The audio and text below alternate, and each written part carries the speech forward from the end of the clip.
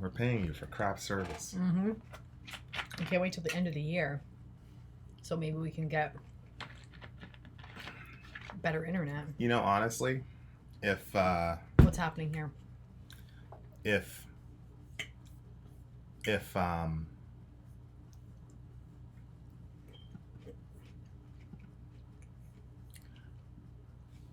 what's that person? Verizon? Verizon had it for like $15 more, I would do it. Oh, I would too. Let's say they had the exact same whatever. Oh. Mm-hmm. It was the exact same. You're But not you're getting sick of anything better. Spectrum. I'm so sick of Spectrum. I hate them. Like, I would do it, and I would tell all my friends to do it. What bugs me about them is they're not honest. Yeah, and they don't care. When you're telling them there's a problem with the internet and they're telling you, no, it's great. Yeah. All right, y'all, I'm back. Look at all these live streams. Good Lord. Church of Failure. Church of Failure. These are all like mega streams. 2,000 people watching. Oh my gosh. Hey, we're back. We're just about to get into an interesting conversation, too. I do think sometimes that it affects it when there's only one person in there and then all of a sudden another person comes in. I think it has more to upload. Are you serious? Mm-hmm. You gotta be kidding me. Mm-hmm. Decibel Omega are an extremely popular metal band today. Not mainstream popular, but they are a household name in the underground along with bands like Migwa. Migwa. Did we, that wasn't, we put that in the underground show, right? Which one? We did that yesterday. Omega? The Decibel. That's when I had the meltdown. Yeah, but that was in the underground show, right? About the Baphomet statue, yeah. Self-crucified. Did you see what your conscience did to us? Yeah, I showed you. You're going to have to live without me eventually. I think that's my sign to go to bed. Got cells to squeeze and a lab mice to inoculate. Have a good fireside. I will. Kellen Dross. Oh, Jay, you did? Yeah, I Cool. Thanks for sending it. He sent us an original song of his. Decibel Omega Slay and Vin being a hater is sad. How does I a hater? Didn't I give it an 8 or a 9? Decibel Omega? I thought you gave it a high score. No, this is not our full time yet. We don't make enough because we can't monetize the videos. Yeah. We got to get a lot more people on Patreon before we can go full time. Yeah, but I mean, we're getting there. We are getting there. We're getting there. The numbers we're doing really, really good without putting a ton of pressure on people and without interrupting the video. So we're happy. Only I rated it. You didn't. You said it was the topic. Oh yeah, I wasn't hating it. Well, yeah, the vocals do suck. I mean that's a fact. I mean you know, who's worse, Baphomet or Molech? Molech for sure. I've done a lot of research into Molech. Obviously, you know, Baphomet is not really a character in the Bible, but Molech definitely is, and he's an ugly motherfucker for sure. Go for it, Travis. What do you got? Go home, Vin. You're drunk. Ben, you better talk this kind of smack when you literally meet us in person. Yeah. Else we're going to laugh. Yeah. All night. Yeah, we have 314 patrons. Yeah. Are you two together? Yes. That was a question? Vin giving Guns N' Roses a 2.5 made me want to punch the screen. I agree. I don't think I should have given Guns N' Roses 2.5. I feel like they were a solid 2. For sure. I knew he was going down. For sure. I'm a Satanist. Hit me up. No, you hit me up. What do you want to talk about?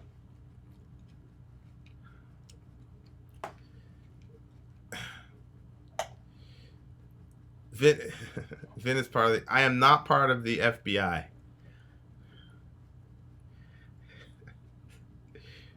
We're becoming your favorite people? I appreciate that, Charlie. Thanks, Chris. Y'all gave that black metal song a 9. It was a 9. It was good. The Burzum song? That song was trash, the person said.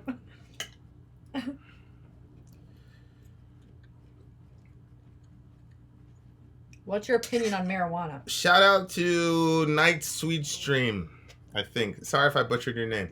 My My opinion on marijuana is that, it's a plant that God put on the earth for our benefit, and just like anything, it can be abused. Thank you, Justin. Vataine's coming soon. Well, we just did a Blackfire show. So, did you do the Blackfire thing for the Birdsome song? Honey, I didn't even edit it yet. No, Birdsome. Nope. Yep. Okay. Nope. I don't remember. Well, they know. Did I have the Blackfire intro on the Birdsome song? No, I don't think that he saw that. I saw it. What? And I was in the middle of something, and I was like, no, I'm not turning that up to 11, Ben. I'm not going to do that.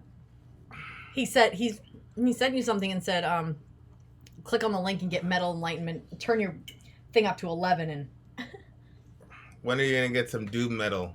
You just talked about My Dying Bride. Patience is one of the songs that high school... I agree. I want to talk to Varg a lot. Oh, here it is. The burning bush was probably marijuana. Oh, no, boy. They say it might have been DMT. It might have been DMT, yeah. We disagree. Look into Comcast. I don't think this No, I didn't get your comment on the Faith No More reaction. Self-crucified. Megwa and Batushka are my favorite bands right now. How about that Mice on Funk Fest freestyle? Should our border policies be strengthened and prevent more deaths at the hands of people here illegally? We already had that border conversation. I kind of misnomered the convert. Ooh, €2. Thank you, Kai. Thank you. Because Alec had a question that he wanted to talk about, and it was about immigration, but it's about a specific type of immigration. So I should probably change the title. So there's that. Have you guys ever considered trying psychedelics? Next question. I am not open for things. I'm too controlling, and I don't like losing that control to some drug. Yeah, Batushka. That Batushka's scares good. me. I need somebody with a contact to get us an interview with Batushka. Like an audio interview. No, Danny's up in here. We had the typing interview, but we need the actual audio interview. So if somebody knows Batushka, hook us up. I don't use an amp. Will you guys do more Tool? Yes, we're about to do an entire anime album once we get done with this. I think we're going to try to knock out the Pink Floyd thing. When? Tonight? They don't teach you in Sunday school that cannabis appears in the Old Testament, but modern scholarship shows that cannabis was used sacramentally by Moses and the ancient Israelites. I love when I hear modern scholar. Which modern scholar demonstrates empirically that Moses was using cannabis?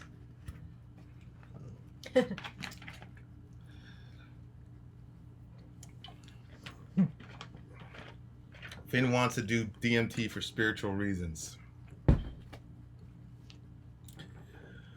Please do the stage album by Avenged Sevenfold. How about doing an album review of Megwa, Vin? Who's Molly Tibbetts?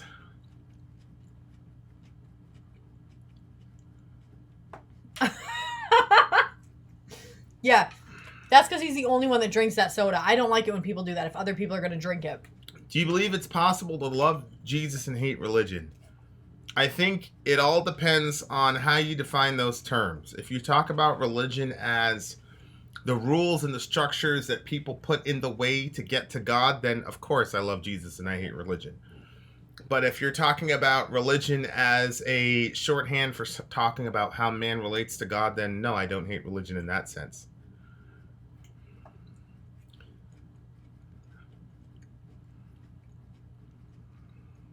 Actually, Justin, Godsmack is on my short list.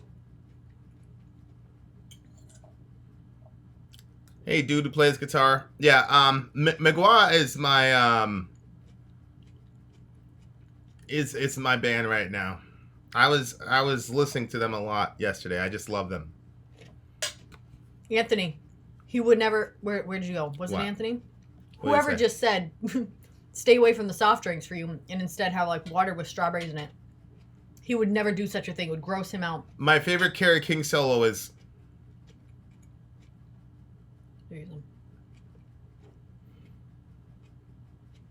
Oh my God. Yeah. The young girl that went missing eye, they found her in a cornfield, lingered in his custody and confessed. Yikes. Ugh. If Molly had a gun, she'd be alive today.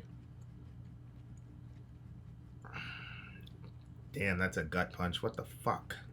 That's the first time you've heard of that? Yeah, I didn't know. Oh, I didn't tell you because I assumed you already knew. I knew quite a few hours ago. That's fucked up. I don't know much about her. I just know, how they found her and stuff, but I didn't know, like, was she just some random girl in a city and then she was gone? I guess. Do you believe in aliens? Yes, I do believe in aliens. Or you would call them aliens.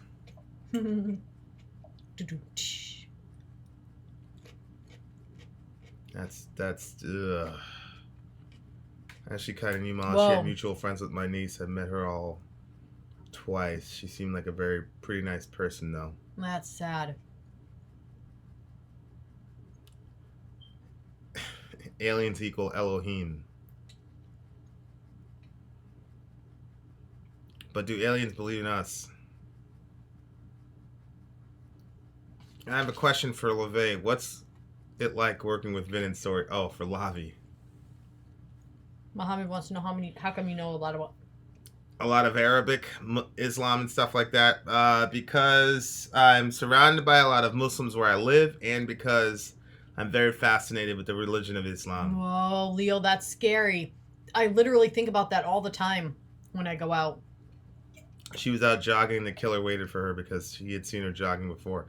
That's why I used to switch up my routes. Did he assault her? Here's a question. Are you okay with Halloween? Only if the kids share candy with me. No, I don't like Halloween at all. Sori doesn't like Halloween. No. We disagree about what happens on Halloween.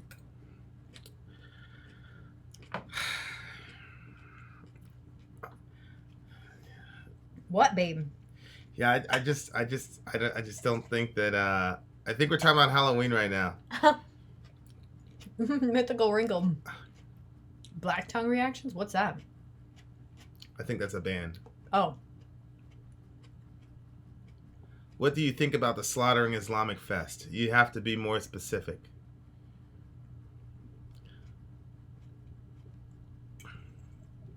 Why do you use Islamic phrases as a Christian? Inshallah is not an Islamic phrase. The term Allah did not get invented by Muhammad sallallahu alaihi wasallam. The term Allah is simply the Arabic term for God. Salam alaikum is peace be with you, which is a common greeting in all the Abrahamics. Judaism, Islam, and Christianity all use that as a greeting. So I don't think I say anything that's exclusively Islamic. I hate when people associate Halloween with Satan.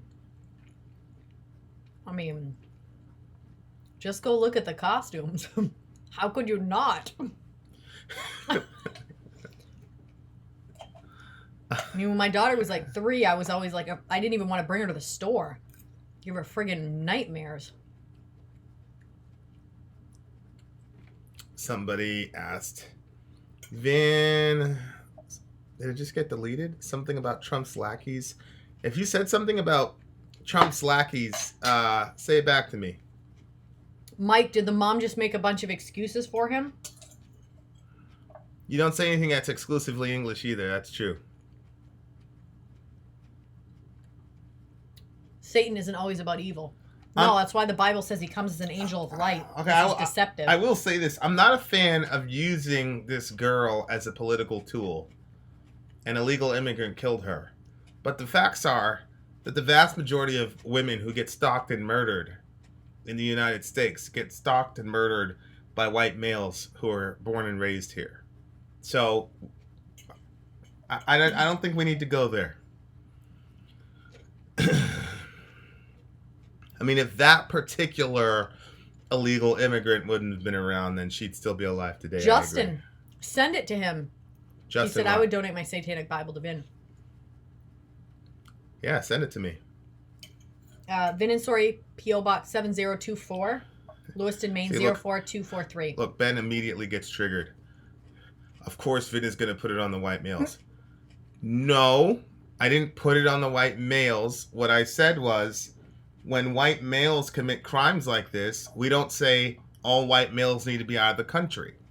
And so an illegal immigrant did a horrible thing. I don't think we can use this girl's death as a political tool to make an argument that all illegals should be out of the country. I thought it was a pretty cogent argument. Stop being so sensitive, Ben. Mr. Mason triggered. They are illegal! Exclamation point. I'm an illegal immigrant, but I haven't killed anyone. Michael Myers? That's familiar, but I don't know why. The majority of serial killers are white males. That's fact. That's not disputable. How do you feel about the left-hand? How do you feel about the left-hand path? I don't think it's the right path. Obviously. Ben says, "Wow, man, now you're acting like Dirk." I don't even know what that. I don't know what that means.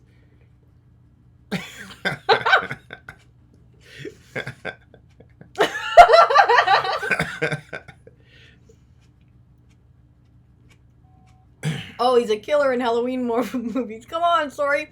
I didn't watch stuff like that growing up. Now what I watch is like real life shit that Vin puts on about the terrorists and stuff. Yeah, according to Muslims, Allah is the only God. That's why you say La ilaha illallah. That's fine. I'm just talking about the etymology of the word Allah predated Muhammad by hundreds of years. That's all I'm saying. Oh yeah, I am Death Fan? Then what did I say? That's right. You didn't hear it. No Texas Chainsaw Massacre. No. Corn Daddy. That one's the one that made me cry the most. I think you have a point there, Leah.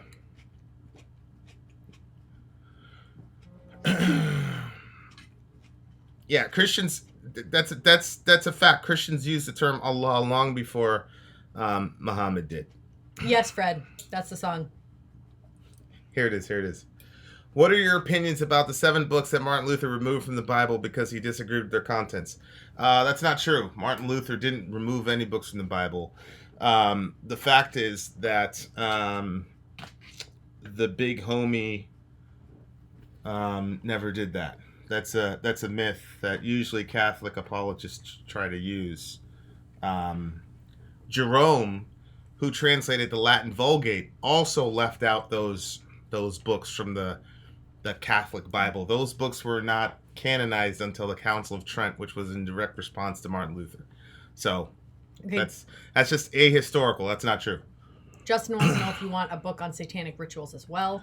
I'm not sure that I need a book on satanic rituals, but I would like a book. I would like the Satanic Bible because I think that gets me the philosophy that I want. Good. That I need. We're on the same page. American History X. Do y'all say Jesus or Yeshua? And why do we swear? I say Isa. If we claim to be Christians. I say Isa. Vin, for future reference, would you ever react to an anti-Muhammad song? Of course, we react to anti-Jesus songs. Why wouldn't we react to an anti-Muhammad song? I'd absolutely react to it. Salam alaikum. When I asked why did Rahmatullahi wa barakatuh. Fred, I don't know what you're saying. Whoa.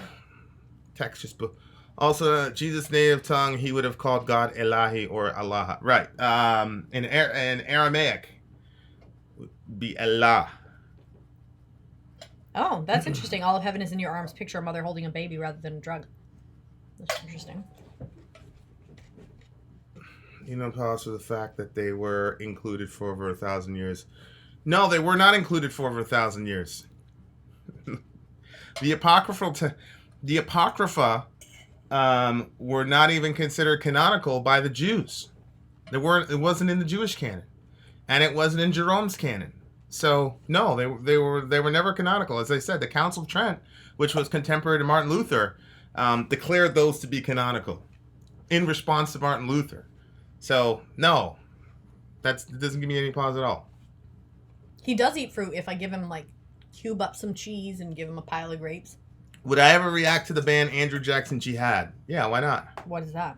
Why wouldn't I be?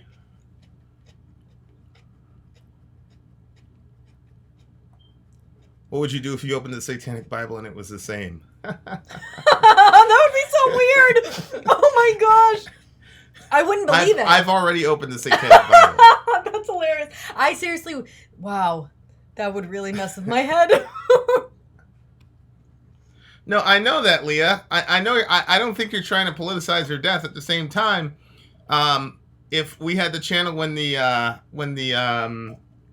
that dude shot up Vegas, would you be saying that we need to do something about white males in our country? It's good for the goose. It's good for the gander.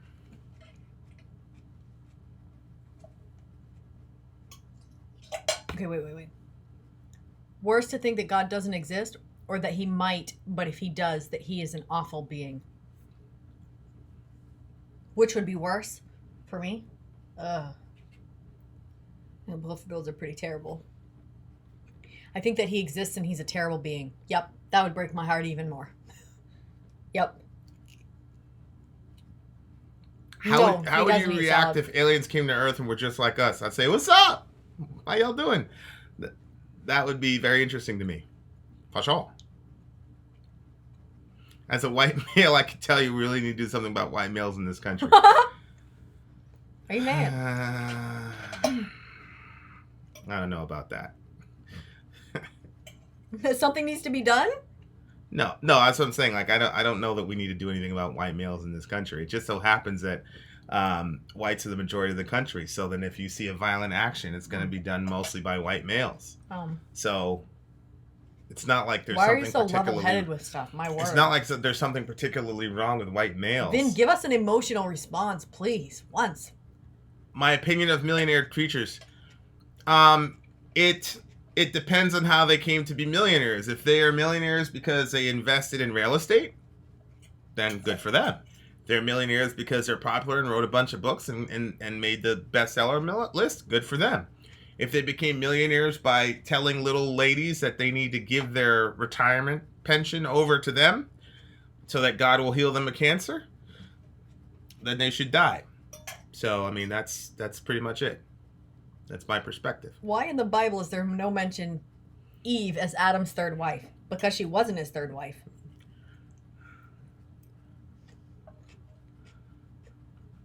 Tearing me apart when I'm in. Do you think that every other religion on earth is wrong? Yes. You want the short answer or the long one? Jesus didn't give us many options. I'm the way, the truth, and the life. Nobody comes to the Father but by me. Okay? Mm-hmm. That means either we're right and everybody else is wrong, or we're wrong and there are other options. But there are only two options. BM we never watched it. We never watched Hellraiser 2. The God of the Old Testament were ETs with ego problems. Where does it say she was his third rib? And even if she was his third rib, what is that? How does that prove that he had two other wives? Why is there no mention of Vin in the Bible? Good question. We need answers. Actually, there is a mention of Vin in the Bible. Shrunk? Yes. I forgot about that. Huh? Somebody just sent me an email. Did Moses and King Solomon smoke pot? I'll have to check that out. What is with everybody's obsession about pot? I have no idea. I want to know, did you ever smoke pot? Do you want to smoke pot? Did you ever eat a salad of pot? The Bible.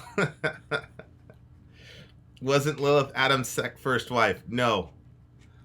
Lilith was a legend written by Talmudic Jewish rabbis in order to basically, as a precautionary tale, to keep women in line. Oh, how nice. It's very strange to me that Lilith has somehow been co-opted by women as some sort of symbol of female empowerment, when Lilith was basically a fable concocted to warn women that they need to be obedient to their husbands. Sorry, opinion on the fact that women are portrayed as the cause of man's fall. For example, Eve and Pandora, who was a curse for man stealing fire. Well, in the Bible, it talks about that Adam was there when it happened. And really, Adam, the way that God set it up was Adam should have been protecting her from that. But instead, Adam went into it. So I kind of hold Adam more responsible even than Eve, because he was given a certain job by God and he didn't fulfill that job. Instead, he like went along with what she did, which was not what God was telling them they should do. So they all got what was coming to them, I guess. Jet Sparrow, thank you so very much. We appreciate you. Also, well, yeah, thank you. Also, it's never called the fall of Eve. It's called the fall of man. The responsibility, the blame is placed directly on Adam. Adam is blamed throughout the rest of the Bible for the fall, not Eve. Thank you, Richelieu. Richelieu, thank you. Richelieu. I don't know. I just try, and I feel like people might forgive me. Does the Bible say something about what race Adam and Eve were? They were black, obviously. So you're saying Eve is so weak-minded and frail that she needs protected by man? No, what we're saying is that in the Bible, the family unit is a military. And in every military, like we talked about, last time with BM Fan, in every military, there's order. And so if you've ever been in any sort of military unit, the leader is the one who gets blamed when shit happens. I mean, that's just the long and the short of it. It doesn't mean, even if you're special forces or whatever, if you're a team leader, you're going to get blamed if something goes wrong. Simple. And if something goes right, it's a team win. So, no, the Bible doesn't portray Eve as frail. As a matter of fact, the Bible portrays Adam as being frail and Eve as a vehicle in which the salvation of the world comes, if you look at Genesis 3:15. Good try, Ben.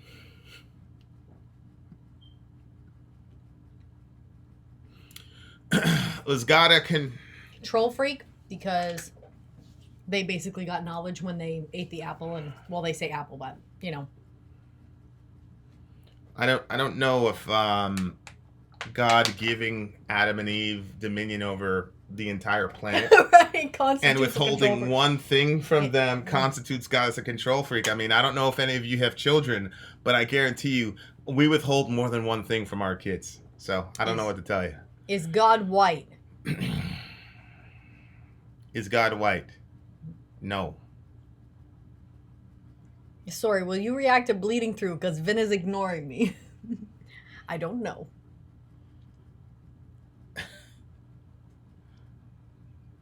Will you ever talk about gays? Yeah, we're going to do a whole section on that. Can you tell me why Cain was so indifferent to killing?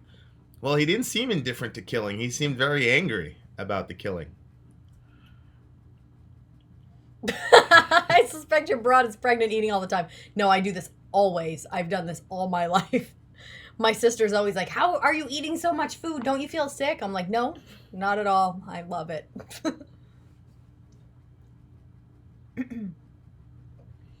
Adam and Eve were the first primates to gain consciousness of self. That is the fall from grace, or the act of leaving the blissful ignorance of self-unawareness. Thoughts? Well, I don't believe that we're primates. I don't believe that we're just evolved animals. From the beginning, Adam and Eve are presented as being self-conscious prior to eating the fruit. So, no, I don't believe that. Yes. Stop making me hungry. Time to ditch my jeans. Thank you for that, Neil Murray. Jesus is God. Do you agree? Yes, Cody. We are going to be doing a Bible study. I just don't know when. No one knows what God looks like. So he could look like a friggin' weirdo. We'd probably classify him as a weirdo if we saw him. That's a tough argument, Vin. We are animals, man. You know, I said this in a video that we shot recently. If we were in a restaurant and I turned to my son and I said, Johan, you're an animal, I don't think anybody would turn around and say, that's right. They'd say, that guy's being abusive, telling his kid he's an animal. Right. You dog. So there you go. What about skeletons that scientists have found? What about them? Yeah. Listen to me. Life with girls, Lily. Okay, stop crying. What do you want? Can Vin crochet? No. We're all animals. Couldn't God have caused or guided evolution instead? Sure, he could have. That's not the question, though. Do I believe Jesus is the first hippie in history? It depends on how you define hippie. Not wearing jeans is liberating. I'm sure. Okay, Neil. Good for you. Can an atheist have morals? Yeah. They have morals all the time. Thank God. I'm so hungry. I think I'm gonna go get another. Jesus was a piece of socialist. pizza. I'm pretty close to that. To say that Jesus is a socialist. Morals. I don't know. Yes, I've given thoughts to the theories of a multiverse. We have proof of evolution on our bodies. And what proof is that? You can have morals and not be a Christian. Obviously. For sure. Can a Christian have morals? Yes. Was Jesus a Jew? Yes. Although he was raised as a new man, so it's different now. I'm a huge fan. Hi, Lily. Huge fan of what band? What band are you a huge fan of? Yeah. How do you justify dinosaurs? I don't have a problem with dinosaurs. Why would I have a problem with dinosaurs? Triceratops was my favorite dinosaur. I'm an animal hunting other animals for food. Oh, are you, Ray? The only band that I've heard enough songs to say, oh, I really like almost every single one of their songs is Slipknot. No, I don't believe in evolution. What do you believe in the New Testament? Everything. I believe everything in the New Testament. I believe in adaptation, but that's not the same as evolution. I think she was saying she's a fan of YouTube. No. Sorry, why don't you believe in the moon landing? Want to debate a Levian? Why is Trump an orange? What about Bye, those? Crazy John T. How's it going? How's it going, Zather Gaming? Oh, no, I love Ghost. I do. If you give him yeah, and I know that Metallica is not my favorite. I'm just saying the ones that I've heard enough of where I'm like, I pretty much like that. I don't pretty much like everything about Metallica. Goodness, when there's a Metallica song coming, I get nervous because I feel like it's the god of so many people that when I dislike it, people are going to be upset about it. So I'm like, oh no, Metallica. Metal 420, who said that you have free will? Who said that? Oh yeah, Devin Townsend is good too. We haven't done him in a while. Yeah, but we haven't done Tool in a while, so I'm ready for more. But we're going to be doing... Would not like Atonia. We're going to be doing that album review supposedly soon, so that's why we've cut back on Tool, so that way we can just, like, get a ton of Tool. You hang your faith too much in what men said God said. The Bible is a political tool. How do you know that, Drescher? 1984? Oh, Lily. I love when people make statements like that. Tell me this political tool. Are you saying we don't have free will? I don't think you have free will in the sense that you probably believe we have free will. I think Winter Sun is on my short list. Let me check. Oh. Winter Sun, yep, it is. Why? No, I don't think that the New Testament is like the Hadith in Islam. Paul is an identifiable figure. He wrote 13 of the letters. John was a disciple of Jesus who lived with him face to face. Matthew was. Mark was a companion of Peter who lived with Jesus. I don't know what you're talking about, Muhammad. Oh, Lily, how old are you? It's like, I'm only a kid.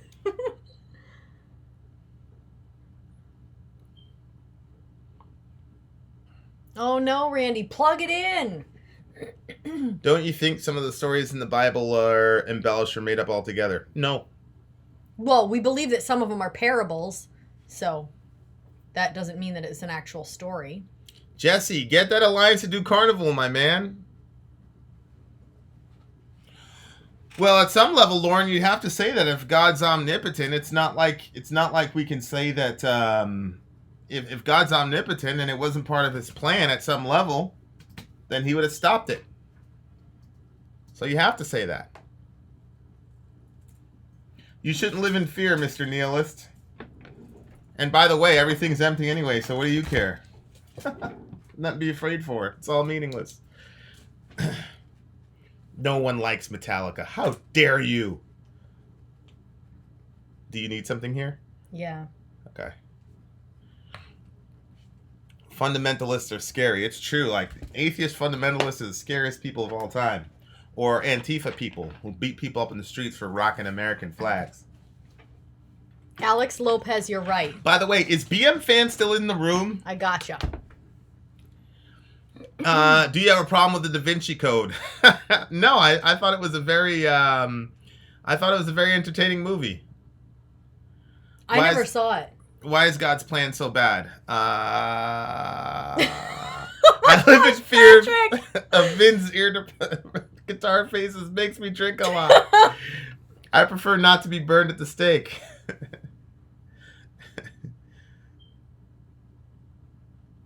I look at it like this. I'm an atheist. If I'm wrong, I'm still going to have a lot of questions for God. Okay? How do you feel about Satan, Vin? God's plan is evolution to me. Okay. BM fan. So Leah posted a article about one of your buddies from Antifa who beat up a Bernie Sanders supporter for having an American flag. So there you are. There's your Antifa. Do you think you can go to heaven if you kill yourself? I'm not gonna comment on that in a chat thingy. Smart. Sorry, not believing in evolution is disappointing. I have so many things about me that would disappoint you. Please. Yeah, there go the fundamentalists. Why is that disappointing to you that she has a different belief than you? No, I don't think there's anything in the New Testament that can't be reconciled with each other.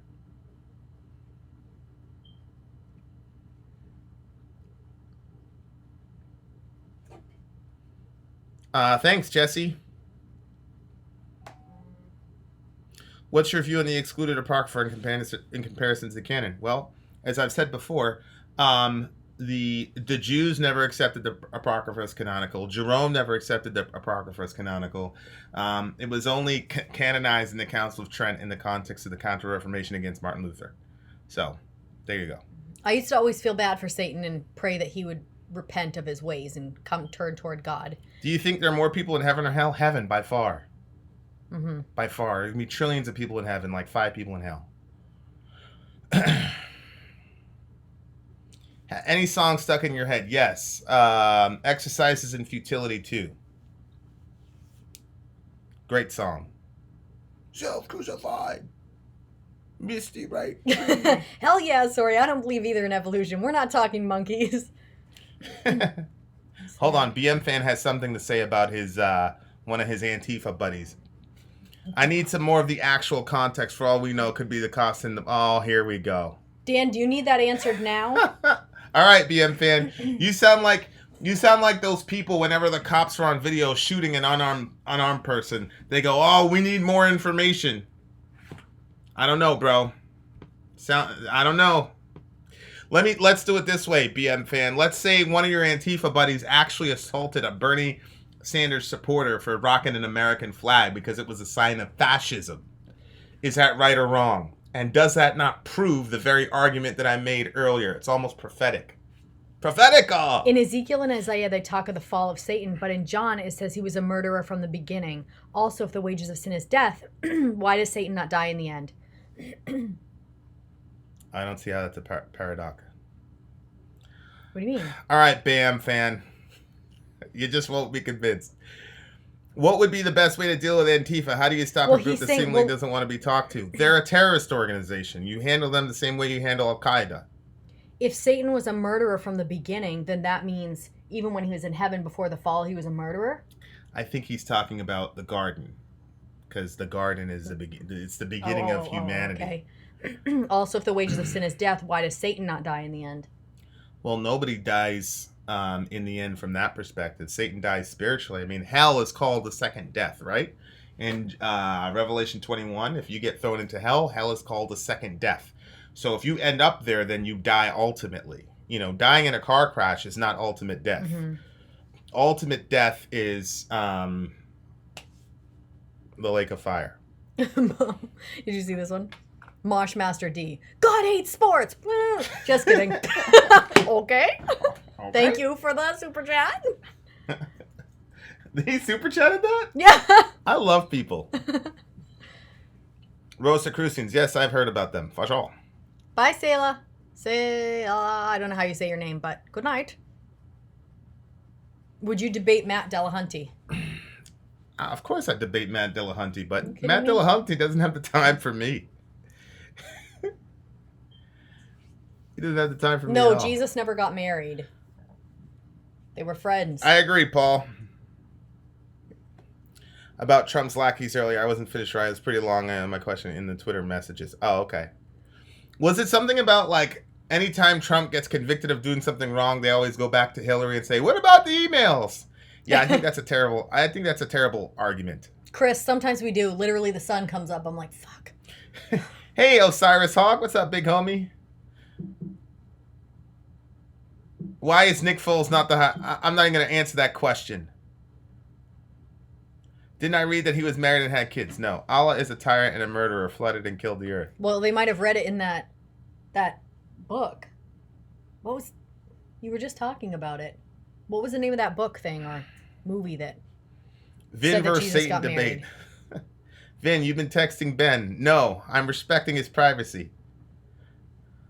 I know, and I knew that was hard for you. I'm like, oh, you want to just send him one message a week. Far more white nationalists have killed people than Antifa. Ben, do you want one message a week? Yeah, and white nationalist groups are classified as terrorist organizations. Believe me, I know. Da Vinci Code. Thank you, Overshadow Sean.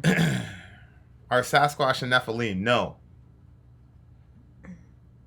We will never mention Nick Foles again. He's a terrible human being. Actually, he's a fellow Christian, but... Watch The Prophecy. Have you seen that?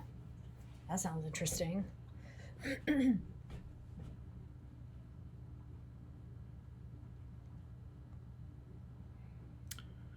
Sorry, I'm from Palestine. It's probably pronounce it. Bye, guys. Saleh. Oh, look at this. If you guys want to ask something about Satanists, I used to be part of the Black Temple. Be happy to answer if I can. Okay. Okay, so they were married in one of the 13 deleted Gospels. No, they were not married in any deleted Gospels. How do you know that? You've read them all? Yes, and it's you know, it's like it's this hilarious thing where like they'll say it's deleted. Well, if it's deleted, how do you know about it then?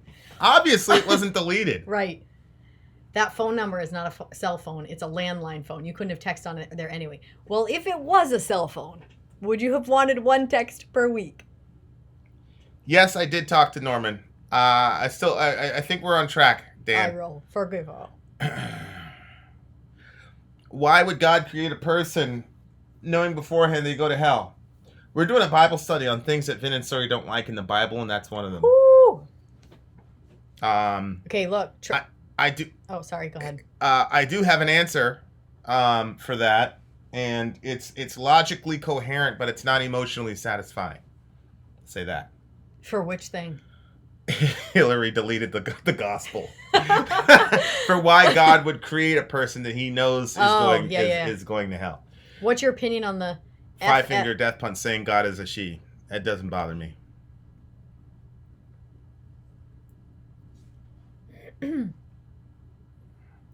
How come God had to interfere multiple times before coming? Sin his infinite wisdom have let him achieve the goal the first time.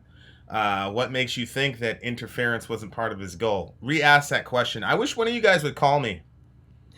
Ben, I mean, I'd probably ignore it unless it were significant text. Vin, I watched Path of Blood. What can be done about this situation? Only the gospel.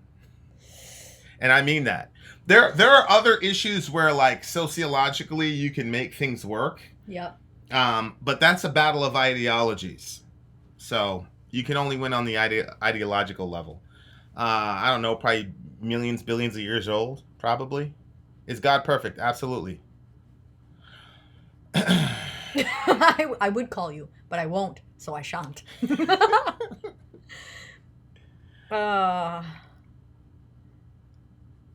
So because you're not the center of the universe, God isn't real. That's interesting. Religion is a farce. Wake up. What are the most embarrassing things that has happened to you as an adult? I am not telling you.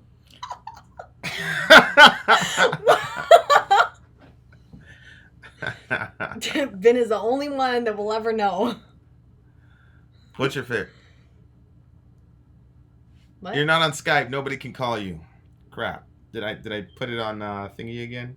Were you ready for calls? Well, am I on Do Not Disturb? I don't know. I'm on Skype. What are you talking about? Thanks, Raul. I appreciate you. Thank you. Your dog in that picture looks so soft and clean. Did anything from the document surprise you? What's this, a Leviathan? No, not really. And I hate to say that because I don't want to bash on Catholics because we're Protestant, but no, nothing surprised me. Raul, I forgot to type my question. What's your question? Did you see this one? Yeah. Vin, I will call you if you want. I'm a LaVeyan. Let me know. I don't know what a LaVeyan is. LaVeyan, Anton LaVey. Oh. What are your thoughts on drones and the Dirty Wars film? Yeah, I think, in the Bin Laden hit, we had the opportunity to either drone the house or send DevGru in there, and we sent DevGru in there. And those guys, when they were on the bird and they were on the way over there, they all thought they were going to die because everybody believed that the house was rigged with explosives. I think that sending troops on the ground reduces collateral damage exponentially. That's proven. And the facts are, a lot of times, we don't want to make that sacrifice of the American soldier. But if you're a soldier, you sign up to die. So I'm not a fan of drone strikes at all. I think that our special forces groups are the best trained soldiers literally in the history of the world. And all of those guys, believe me, are willing to die. So we need to send those guys out on those hits. We don't need to go bomb houses. I mean, you're trained to shoot the shooters and don't shoot the no-shoots. So, I mean, that's why they're trained, is to go into those situations. So you just drone bomb the thing. It reduces American casualties, but it increases exponentially civilian casualties. It's also very difficult to get a positive ID on a high-value target, so that you can be discriminatory in your fire. So I'm not a fan of the droning thing. That's my take on it. Yes, Delta are better than SAS. Would Jesus like metal if he were here today? Yes. Shout out to the big homie Heidi Leong.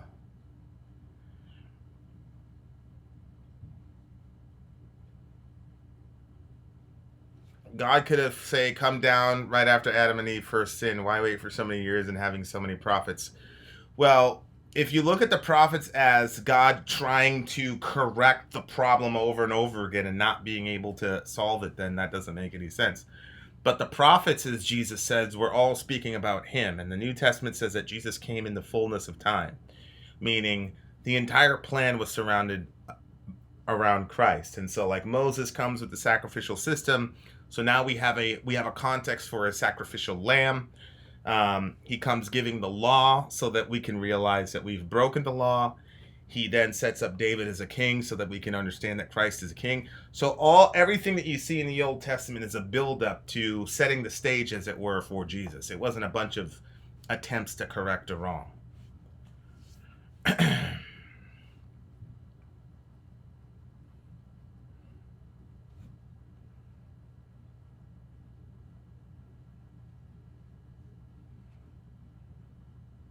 As a Jew, I can tell you, we will own you all. Once the end comes, Israel will rule. Okay.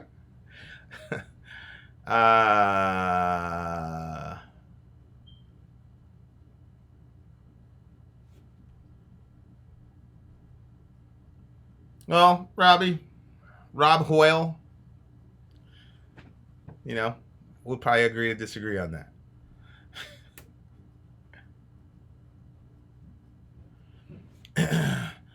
But couldn't he have taught that to Adam and Eve? He did teach it to Adam and Eve. What are you talking about? He said it in Genesis 3:15 that Jesus was coming. Okay, Vita, I don't think you're a Jewish person. So if you're trying to... what does Justin want to talk about?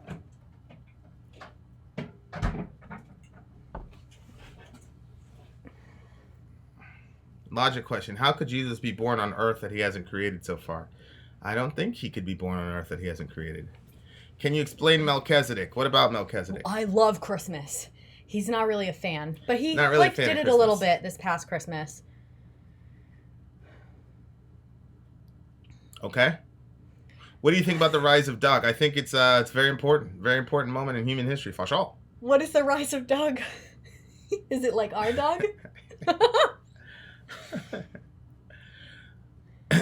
What do you...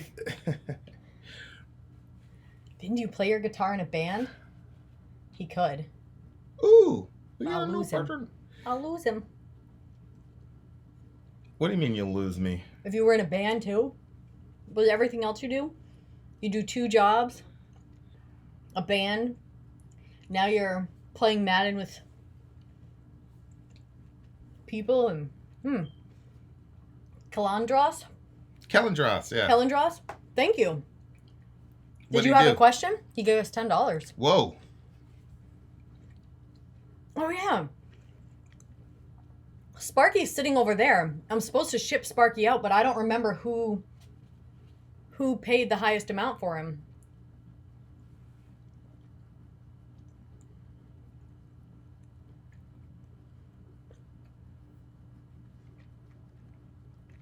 The Keepers?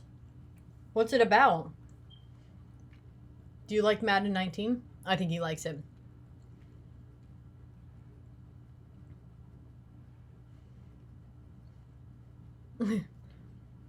Why is dog God spelled backwards? It's only in our religion. I mean, only in our language. Thoughts on Striper. Hey, Hollyhawks, how you doing? Hello. Who is Melchizedek? I heard he was a representation of Jesus as a high priest. Melchizedek. Oh, you say it like that. I say it the actual way. Actually, it's Melchizedek. It's for the new CD player to Lilo. If you had a choice, Lilo, I guarantee you Lilo won't call. I'm going to open the line for Lilo to call because Lilo is so opinionated all the time. Surely she'll want to call. If you had to choose then, would you go with a racist, homophobe, or a Christian? Say you will live on an empty island together. Wait. A racist? A racist, homophobe, or a Christian? Or a Christian. A real Christian? Or somebody that just says they're Christian and they're the opposite? Well, I think she's talking to Drescher. She's not even talking to us. Oh. You remind me of my best friend Sway. Thank you. There really isn't an exotic explanation for Melchizedek, Dirk. He was a high priest.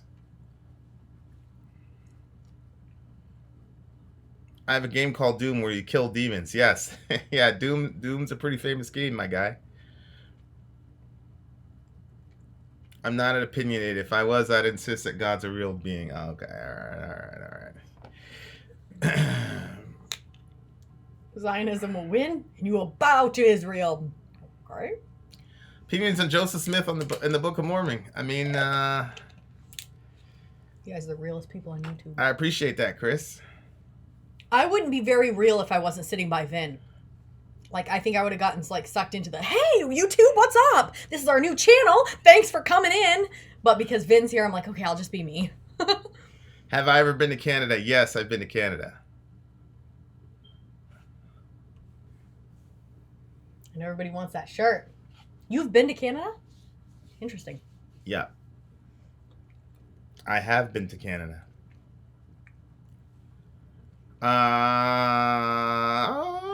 Come on, can Pong. it be?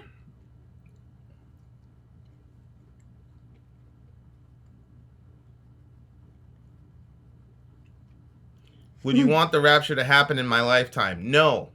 There's a lot of work on the earth to be done, and I wouldn't want to miss out on helping. Depends on the day. I'm not an escapist. I don't believe in escaping and running away from the problem. And I am a runner. And I'm eating pizza. Fred Flinter, I want a shirt. 7X, please. I like it ultra loose. Send us an email, Fred. I am clearing the line for Lilo because she's so opinionated all the time. Thanks, Chris. The work to be done stops at rapture time. What are you talking about, Kenneth? First of all, I don't really believe in the rapture at all. Number one. But even if I did believe in the rapture, there's the Antichrist. He's chopping people's heads off. There's all this shit, you know? Like, I want to be in the middle of that shit. Dirk. The loudest people never call in. I know. That's because that salad wasn't heavy enough. I'm a theist, but I'm not convinced of any particular religion having the answer to theism. I'm open-minded to evidence. What evidence do you have that Christianity is the answer? Ben. Are you really helping, though, Vin? Think about it. We have 53,000 people that Ben hear is us. not a troll. A person who's opinionated is not a troll. Ben's not a troll. I didn't say Lilo was a troll. All I said was it's curious that she's extremely opinionated, but Mike, won't call in. I think somebody already paid 25. Vin was the one that was taking numbers on that. Oh, shit. We haven't mailed out Sparky yet. Finally, a Christian who doesn't believe in the rapture. That's 2 Christians. Have you taken... Yes, I've taken multiple Myers-Briggs tests.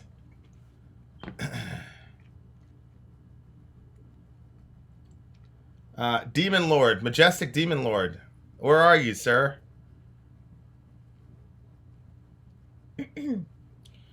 Have I watched Religulous from Bill Maher? Yeah. Vin and Sori, y'all better stop listening to this devil music and go back to church before y'all get left behind. Well, I just said I wanted to be left behind. Oh.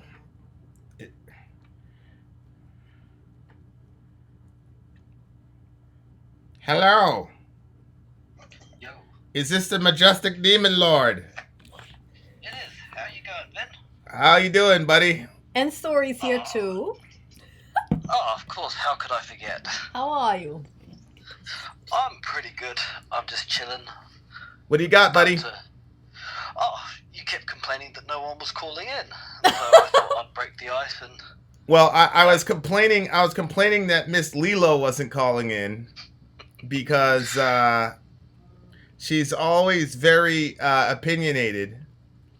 But Are you saying I'm not very opinionated? well, I'm you're not feeling as rather opinionated offended. as Lilo, but for some reason the young lady won't call in. Okay, what's up? Well, not much at the moment.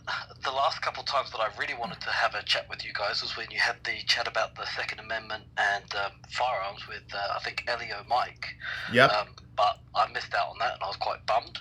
And there's still the challenge that you gave to me in one of the comment sections a while back about whether or not the murders committed under communism can be laid at the feet of an atheistic doctrine.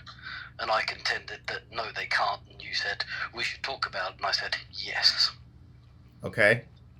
Have you done any research? Have I done scholarly research to a university level? No, but I think I could make 2.5 arguments that would bear out a reasonable discussion. Okay. Are you familiar with the group, the League of the Militant Godless? No, I'm not. Okay. The League of the Militant Godless was a group that was started by one of Stalin's henchmen. And their goal was to propagandize the people. And when the propaganda didn't work, they ran point on destroying churches and killing people. And the leader of the League of the Militant Godless said that the reason that Soviet communism worked was because of its militant atheism. Literally used that terminology. So, my first... how about I make my 2.5 arguments? The first one is, if you were to look at what life was like under a communistic regime, so let's remove all our historical knowledge of the regime. So assume you're an archaeologist and you see statues of Stalin, you see statues of Lenin, you see affectations of communistic iconography throughout people's homes, etc., etc. And you didn't know that communism was a political system and it was not a belief in terms of, Christianity, Islam, etc., etc. You would infer a reasonable argument that it was a religion. It has all the hallmarks of the religion. There are songs that are sung in praise of, the various communistic dictators and ideals. I think, was it the Song of the Brotherhood of Man? I think it is. I can't remember the name off the top of my head. So that's argument number one. And the second one is, it's an offshoot of Jordan Peterson's Lewiston's critique of the likes of Sam Harris, which is if you claim to be an atheist but you act in accordance with a religious manner, are you an atheist?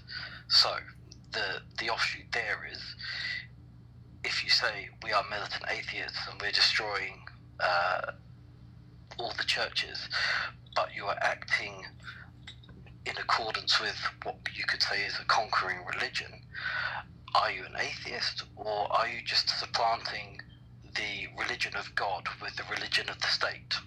And that's sort of my 2.5 arguments. Well, your 2.5 arguments are a desperate attempt to exercise historical revisionism. You know, Occam's razor, right? The simplest solution is probably the most true one. For sure. If a person says... That's not the standard of proof, though, is it? Yeah, the standard of proof is the person said. Because what you're talking about is perception. I'm not talking about perception. Here's what the historical figures said. Militant atheism is what propelled our version of communism. That's Emilian Yarvlovsky, who was he was the head of the League of the Militant Godless. That's what he said. So this just seems completely desperate to me that atheists who are hold on, you said your part. People who supposedly are only motivated by facts, once they're presented with actual historical facts, don't deny them, but then say, well, what about this? Those are the facts. Why are you denying the facts? That's my question. I'm not denying that as a fact. What I'm saying is that in line with an atheistic belief set? If you can call atheism a belief set, it's a lack of beliefs. But my point is, if you were to rewrite communistic history and replace the word the state with the word God, and replace the picture of Lenin with the picture of, Jesus on the cross, the history reads exactly the same. You're completely wrong. Exactly the same. You're completely wrong. Okay. You know how you're wrong? Are you trying to tell me that those communists in Russia believed that Lenin was an eternal being? I would say that they believed that he was the figure of an eternal idea. No. I'm asking you if you believe that those people believe that Lenin was an eternal being, uncreated. Actually, I'll give you an example of why I claim this. So there's a very famous picture of it's the Russian nuclear ICBMs in one of their submarines. And on them, like we do in the West, there's various writings. And one of the common ones was Lenin lives. What does that have to do with my question? I need you to answer my question, brother. Yeah, so my answer is a statement of Lenin lives. Is that not contiguous with your question of do they believe him to be an eternal being? No, because what they're saying is his ideology lives on. You know that. My question to you is, did they believe that Lenin was an eternal being? No, but what I'm saying is, to them, Lenin is the representation of the eternal idea. Okay, I just named Emilian Yarvlovsky. I can get you the page number. Show me that. Show me your sources. Okay, I can't do it on the fly because my Russian's not good, but Lenin lives. The multitude statues of Lenin. Bro, if I remember correctly, there are songs that extol the virtues of Lenin. He is a cult figure in the same way that religion has cult figures. Nope. Jesus Christ is God eternal. He's uncreated, very God of very God. Without him, nothing was made that has been made. No Leninist believes that. But yes, okay. Wait, stop. That's what God is. That's the definition of what this is killing me. This is desperate. Listen, Jesus Christ is very God of very God. He's of the same substance of the Father. He was around from all eternity, and he created everything that we see. No Leninist would ever say that about Lenin. That runs completely contrary to the ideology. Stop it. Lenin was an atheist. He said that religion was ridiculous. Now, I'm not denying that he was exalted. I'm not denying that. but exalt. Look, there's a picture. There's a statue of Michael Jordan in the United Center. Okay, they called him his Airness, but nobody believes he's a divine being. So for sure, but here's the difference: a statue of a figure in a context that is appropriate for that person versus a statue in every state, pictures in every home. I mean, look, if you were to, say, go into a deeply Christian household, for example, in South America, Brazil, or whatever, and replace every religious item with an equivalent communistic item, the house would look the same. no. And what I'm saying is the religion of God is replaced by a religion of the state. Stop. Listen, atheism is the denial of the belief in God or gods. Is that correct? Yeah, I am an atheist. I do not believe there to be a higher power. Okay. Or at least one that's omniscient, omnipotent, and omnipresent. Thank you. You don't believe that there is an eternal, uncreated being. Correct. You don't believe that there is an omniscient, eternal, uncreated being. Yeah, correct. And Lenin preached against that, didn't he? Correct. And the League of the Militant Godless was the military arm of that ideology, right? I haven't read them, but I'll defer, yep. Okay.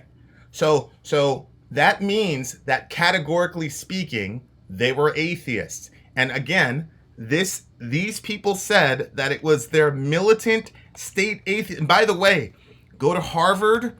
I can cite you sources in Harvard. I can cite you sources in Yale, Princeton. All of them say, Google state atheism. It's a thing. So this is a completely desperate attempt to separate atheism from the dead bodies that happened in the 20th century. That's all this is. My conjecture, though, I mean, I appreciate those points. I'm not denying them, but where I have a disagreement is if you pull the Jordan Peterson, who I happen to be a fan of, and I know you are, and you compare them side by side, it has all the hallmarks of a religion, except at the head of the faith is not an omnipotent, omnipresent, omniscient being. My guy. It's the state. My guy. I didn't say that they were anti-religionists. I didn't say they were a-religionists. I said they were Hold on. Well, hold on. That point, though, is exactly my argument. Your argument is terrible because you can have a religion without a divine being. But would I consider that atheistic? I can't stretch to that. You know what's funny to me? Is atheists always say to me, Vin, atheism is simply the denial of the existence of God or gods. Mm-hmm. That's just it. Now you want to qualify what an atheist is. Atheism is simply the denial of the belief in God or gods. Is that correct? That's what it starts from, but I think you could stretch to a religious substrate or a religious grand narrative. Okay, show me any dictionary that would go with your definition. Oh, you're not going to pull an appeal to dictionary fallacy on me, are you? No. You know what the issue is? I'm not a postmodernist. I believe that words have meanings. Because what you're trying to do now is redefine what the term atheist means. I never said that the communists were a-religionists. I said they were atheists. They don't believe in they're not theists. They don't believe that there is a theos out there, right? Okay, can an atheist be a Buddhist? Sure they can. See, I don't think so. And the reason I use Buddhism as an example is because with Buddhism, there isn't a belief in a higher existence, a state of nirvana, if my memory is correct. That's something that is contradictory to an atheistic worldview. So now you're saying there's a universal atheistic worldview? Some would say there is. Some would say there isn't. All right. Okay. So I've got Emilian Yervovsky saying that it was state atheism that drove the USSR, and then I've got Majestic Demon Lord in 2018 redefining terms and saying that he's wrong. I mean, that's what we have. I did say I was opinionated, didn't I? Yeah. It just shows me that you guys don't have the confidence in your non-belief system to deal with the historical reality. Like, I don't have a problem. I don't have a problem with crusaders claiming to be Christian. Like, that doesn't bother me. Like, I can own that, and I don't have a problem even with saying that what happened last week in the Catholic Church is this thing that we need to own, even though I'm a Protestant, because I'm so confident in my belief system that I can do that. But you're demonstrating that you lack the confidence in your atheism to own the fact that your folks, when they had control of a nation, bodied 150 million people. You just can't own it. You can't. Well, that's because the driving force, I do not believe it is consistent with what I believe atheism to be, or at least the atheism that I practice in and of myself. My brother. No higher powers, no. My brother. And that higher power includes the state. My brother, I don't believe that you would have subscribed to Leninism. What I said was that just like Christianity and Islam has denominations, atheism has denominations. There are different ways to interpret life under the idea that there are no God or gods. And the facts are, you can't divorce those people from your family, my guy. They were atheists. Sorry. But, well, okay. They were not in your denomination. That's the most that you can say.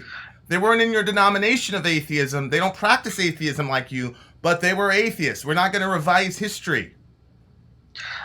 I see your point. My problem is, you say that they're not atheists, but I'm saying I'm saying that when they said they were atheists, I believe them. Yeah, and I'm saying that they practice all the hallmarks of a religion, which to me is not consistent with any atheism that I know of. Oh, and okay. This is why I mentioned the Jordan Peterson thing when he pointed to Sam Harris's, Western philosophy. Yeah, he had a spark of divinity within him. I think it's the same train of logic. I'm sorry, but I think that you've demonstrated the weakness of the atheist position.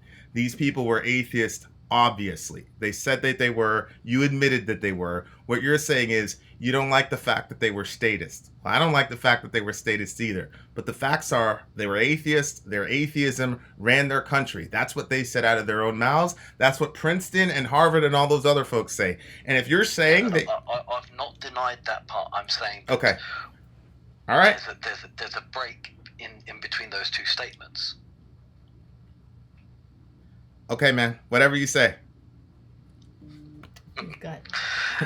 Muhammad wants to call me and explain to me why I'm off. So maybe he's, this isn't at you, but I really, really need some atheists who've done some historical research.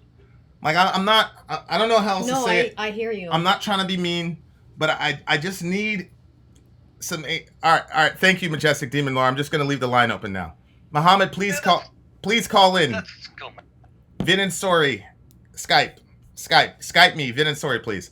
I just need some atheists to just do some historical research on some key figures, so that we can kind of talk on equal plane, because this is killing me. We had a super chatter that said atheism isn't the problem, communism is. No, because according to Lewiston, there were other brands of communism, and the reason theirs worked was because of their militant state atheism. So he's wrong. Nice try. Hello. Who's this? It's Muhammad. Muhammad. Salam alaikum. Yeah, hey. Salam alaikum salam. Okay, so you said my argument is off. Do me a favor, my brother. Yeah, sure. I need you to tell me what my argument is first. I thought you were off when you said you started asking him whether they believe that Lenin was an eternal being. I thought that was just irrelevant, because his point was that they were practicing atheism like many religious sects or religious militants practice religion. Yeah, so, but here's the problem. The problem is atheism has a very specific definition. It's the lack of belief in God or gods, right? Uh-huh. I didn't say a-religious, I said atheist, right? All right, yes. And so he was trying to argue that they weren't really atheists. Uh-huh. And so when I said, did they believe Lenin was an eternal being, that's germane to the issue, because if they didn't believe he was an eternal being, then they were still being atheists. Now, if they believed that Lenin was an eternal, because he was trying to correlate, they look at Lenin like we look at Jesus. And that's why I said, no, they don't, because we believe that Jesus is actually an eternal being who created everything, who predated his birth in Bethlehem. So if you're going to make that correlation, then it would follow that Lenin would be an eternal being. But he admitted that no atheist believes that. But this brings in the debate of real Christian, how, for example, when Sori mentioned real Christians, as in, you'd say a real Christian is someone who interprets Christianity the way you do. For example, when you spoke about the Crusaders, you said, you denounced them as being real Christians, and it sparks the argument of fundamentalism versus versus real Christianity or real Islam or real whatever, or even real atheism. How do you say this? Christianity is not the issue at all. Real doesn't have to be fundamental, or real is usually, you say it's real because they interpret it like you, or you think they interpret it the right way. I think what his argument is that they interpret atheism the wrong way, and more or less practice atheism like someone would practice a religion. Okay. You know what I'm saying? No, hold on. I was not making an argument that they were a-religionists. I don't believe that any human being can be an a-religionist. What I argued was that they were atheist. Uh-huh.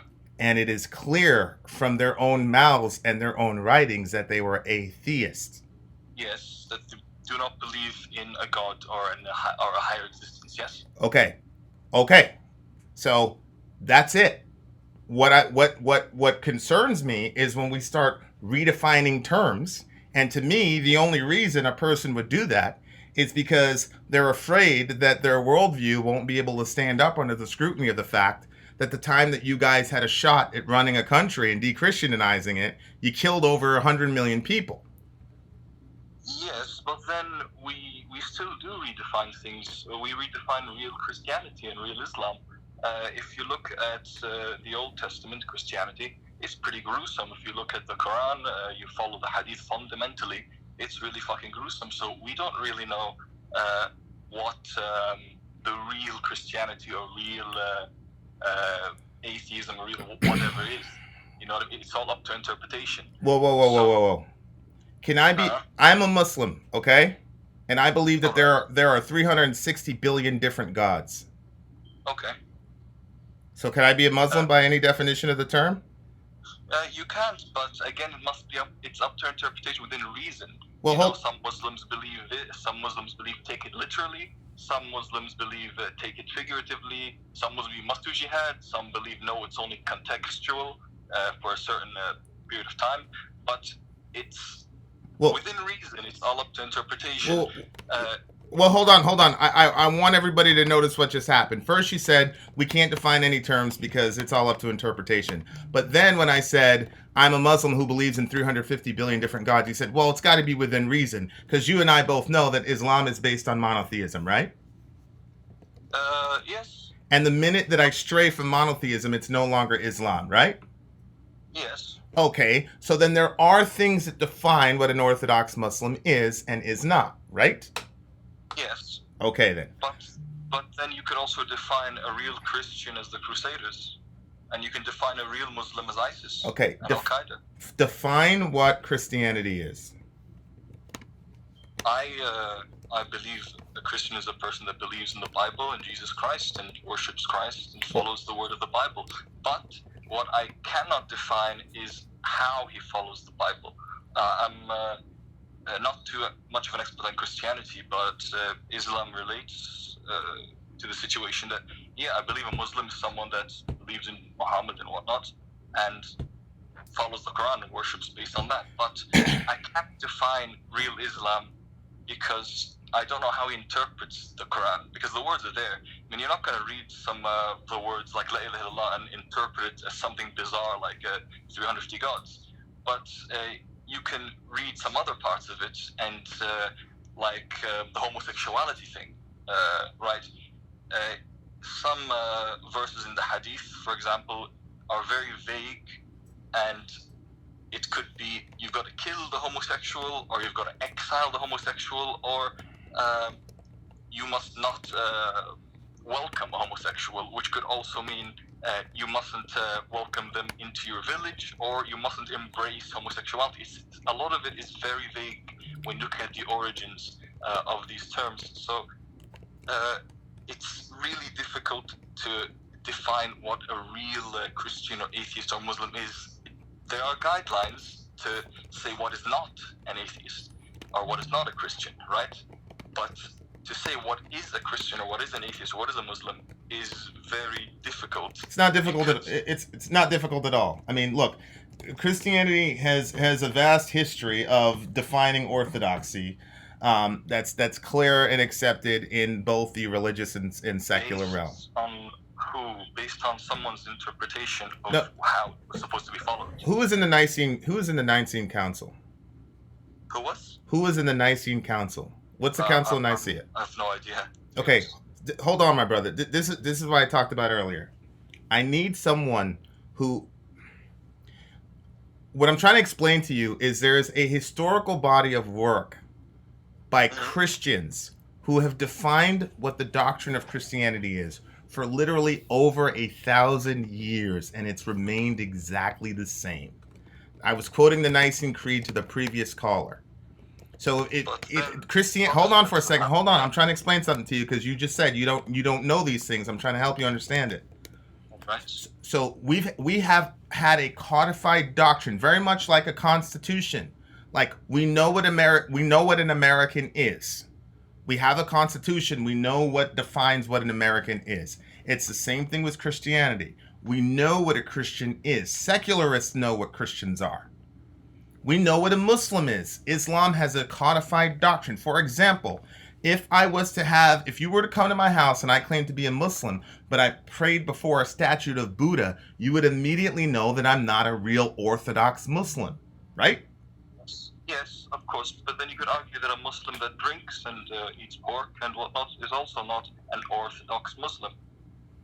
There are some principles.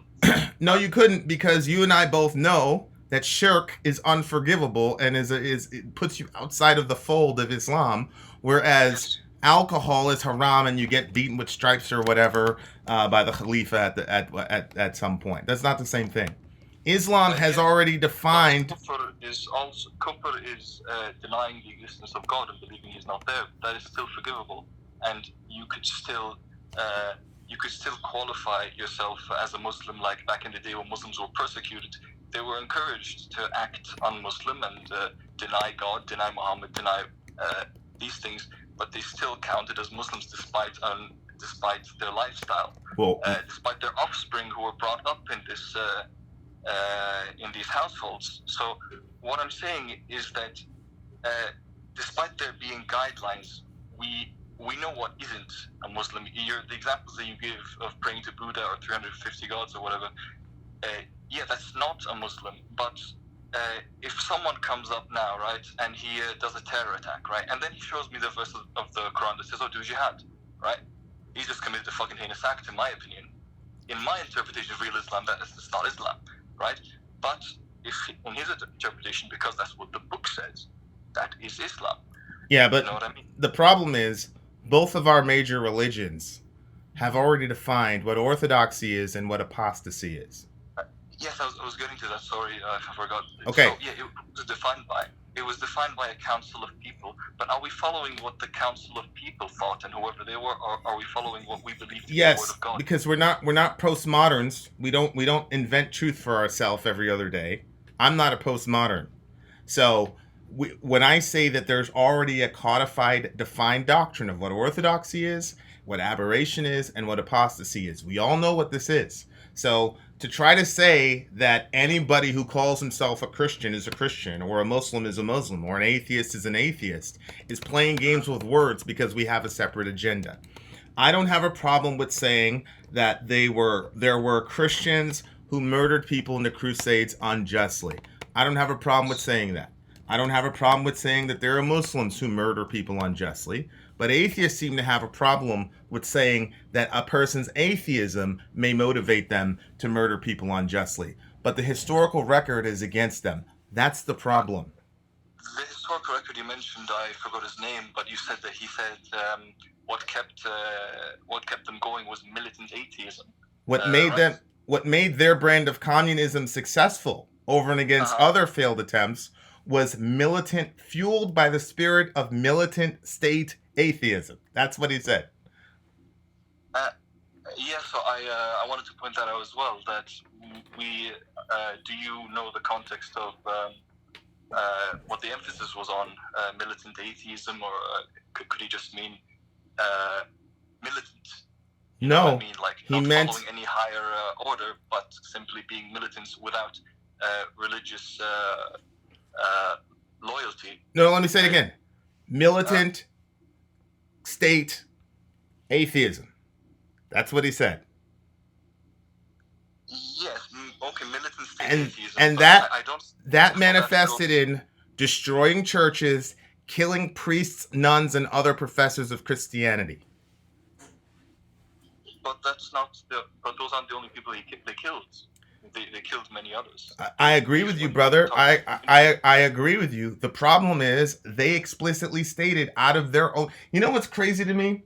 If a pope would have said, "Hey, our belief in Christianity is what fuels us in killing people," we wouldn't be doing all of this, all this mincing with words. No. Of course, because that pope is an authority on Christianity, but no one is an authority on atheism. Exactly, and that's why you can't deny that he was an atheist. You can't separate yourself from him. Of course, I can't deny that he was an atheist, but what the guy before me was arguing was that they practiced atheism. I don't know how to get, because you made a good counterpoint to that, but I think it was just worded a bit wrong on my behalf and the guy before me. They practice atheism, yes, militantly, but also the way they viewed their beliefs, how they idealized them, how they thought this was like how the world should be run, is how a lot of religious people view religion. So I wasn't denying that. The only thing that I was denying was we're not going to redefine what atheism means. That's all. Yes, but his argument was that they practiced atheism as a religion, and that is why it turned so heinous. The crimes they did. Their crimes were heinous because they believed that there was no God, and that people who believed in God were holding back their social progress. That's why they did what they did. But that can't equate to the fact that can't equate to the belief in there not being a God somehow fueling this. Because if they practiced militant Christianity or militant Islam, they would have done the same thing. Yeah, the problem is they didn't practice those. They practiced militant atheism. They said that the atheism was fueling them. Have you read Yarlovsky? Have you read Yarlovsky at all? No, I haven't. I've told you I've got no research on this. But you know what he really meant. You know what he really meant, though. No, I understood his argument, because I'm having the same problem now, explaining it just as he had, that the fact that they were atheists that did this, yeah, they are atheists, but that doesn't mean that atheism, as opposed to anything else, fueled this, as in any other belief practiced the way they did. If we believed in some kind of alien in space or whatever, in this militant way, we would have still done this. So I don't think it was in any way due to atheism at all. Okay, you're in denial. Because I just told you, hold on, brother. I just told you that those were the words he said. He said our militant atheism is fueling this. So if you can take the person who is actually there and committing the atrocities, and you don't want to listen to what he has to say, then I don't know what else to tell you. That's what he said. I understand your point if he says militant atheism did this, but again, we don't know how you say the emphasis We of d- what it was on, because You're wrong. obviously That's not true. We do know the emphasis. They burned down churches. They killed priests and nuns. They executed them in public. They sent bunches of Christians to the gulags. They were trying to Yes. stamp out religion. They also did it to the Muslims, by the way. but they killed others. I Killed understand. others. Yeah, the Crusaders killed a whole bunch of people too.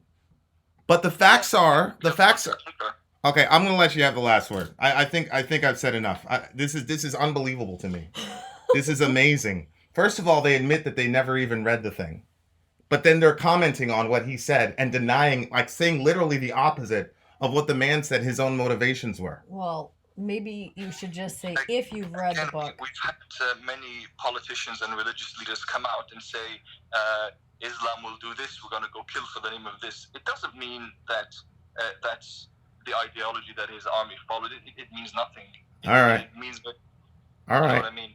All right. So if someone comes out and says, I'm going to kill these Christians and kill these religious people in the name, fueled by my militant atheism belief or whatnot, is that then it doesn't mean that is the atheist belief. It doesn't mean atheism had anything to do with it. All right. All right. All right.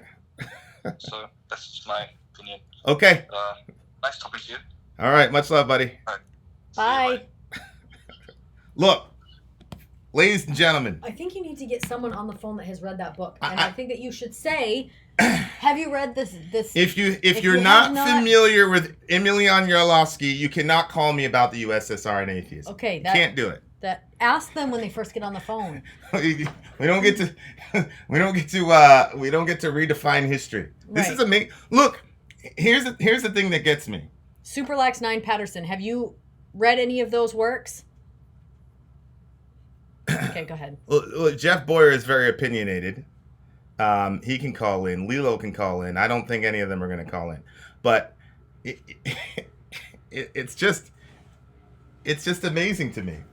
The man said, "We are motivated by militant state atheism," and then they say that doesn't mean he was motivated by atheism. It could have been something else. I don't understand what's happening. I don't understand it. No, there's no games. That was just the title was wrong. Oh, there's Jeff. If somebody reads the book, it'll be their interpretation. Okay. No, like he said definitive statements about it. That's what we're talking about. Well, it's just look, word definitions are fluid. You know, these are the same people that say Christians have committed all these atrocities and blah blah blah blah blah. I mean, good night. Thank you, Reverend Satan. Yeah, many thanks to Reverend Satan. I'm with Vin on this one. I just need an atheist who will accept history for history. This is, you know what's funny to me is, like, secularists, this is not even a thing. Go Google militant state atheism. They know it. Yeah, but Like, people who study this stuff know it. Yeah. Like, I don't understand. I just think that, you know, like we claim over and over, like, the things that have been done in the name of Christianity. I know. You know. It's strange. Well, it's like I said. And you guys celebrate us for that. It's like I said, like, we're confident in we know that our belief system is true. Mm-hmm. So we can look at ugly shit people did and own it. Yep. But it seems like they feel like their entire system is going to collapse if they concede that atheists did a bunch of evil shit in the world. Thank you, Majestic Demon Lord. Don't read this out. God almighty. Okay, call me, Ben. Call me up on Skype. There are a lot of people who kill in the name of... Yeah, but Ben Webb can't call you. Why? You have to call him. What's his number? I don't know. Did we save it? I don't think so. Ben, send... Did he Skype me his number? He doesn't have Skype, honey. He doesn't have any of that. Then how did you get his number the first time? He emailed it to us. Ben, email me the number. Good Lord. And I wasn't even saying that this proves that atheism is bad. Yeah. All I was saying is atheists have their militant wing just like everybody else. Honey, you're getting all riled up on this. This is the most you've done. It's when people try to deny, it's like, you know, like when that priest said that the kids were like responsible or something. Like you're the trying to age of accountability. Yeah, you're trying to like redefine history. No, motherfucker, you guys did that shit, and I don't like that shit. Like, let's be real here. Mm-hmm. I don't like historical revisionism. It's crazy. Stop revising history. I agree, Majestic Demon Lord. They were very religious, but they were atheists. Ben, I'm trying to get your number, bruh. Right here. I searched it. You got it? All right. Look, you don't have to code it. You can give Ben my number. That's fine. It's delusional. It's absolutely delusional. Yeah, Justin, you can call in a second. I'm gonna talk to Ben. Ben's gonna straighten me out. Because I know Jeff Boyer and Lilo aren't gonna call me at all because they like to talk, but whatever. You guys is referring to all the historical revisionists in the room. if you're Hello? Hey, is this the big homie? It is, yeah. What's up? Talk to me, brother. How are you? I'm doing good. How are you? Good. What's up? So here is why I think you're 100%, well, not 100% wrong, 90% wrong on militant state atheism. Okay, the first thing I need you to do is tell me what my argument is. Well, your argument was that these people were motivated by atheism, which kind of, sort of, but I think less so than you think that they are. Okay, so you're agreeing with me that they were motivated by atheism. Partially, but I think the atheism is almost a non-factor, and that if it wasn't atheism, it could have been any other thing in that place. Okay, give me some historical data to back up that assertion. Well, before we go there, let's go with what my argument is. Can you define atheism? The lack of belief in God or gods. Okay, what part of that has anything to do with the state? Very simple. Religion is holding back the progress of the state from accepting reality, and because of that, we need to get rid of all these religious people. But what part of that has to do with non-belief? I just explained it to you. Atheism does not state what a perfect state would be or should be. It is not a political statement. Statism is a political statement. They acted politically on statism. What the atheism component of that is, well, it could have been rebelling against anything given, the political climate at the time. Okay. It could have just as easily have been militant state Buddhists. No, it was militant state atheists, though. And the facts are... They were. I agree with the facts are I agree Buddhists... that they were atheists, Buddhist, but I don't think it matters that they were atheists. Atheism cannot justify a political opinion. Are you trying to say that atheism has no implications on anything? I am not saying it has no implications on anything. I'm saying it has no political implications. Okay. Well, politics is simply the will of the people expressed in mass. What you're trying to do is, again, I'm literally... Ben, can you explain to me? Are you fully convinced in your atheism?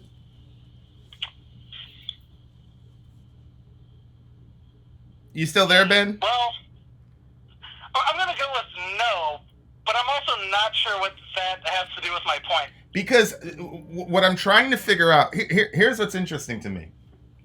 And I'm actually trying to learn here, because what you just said is doesn't follow, and I explain to you in a second.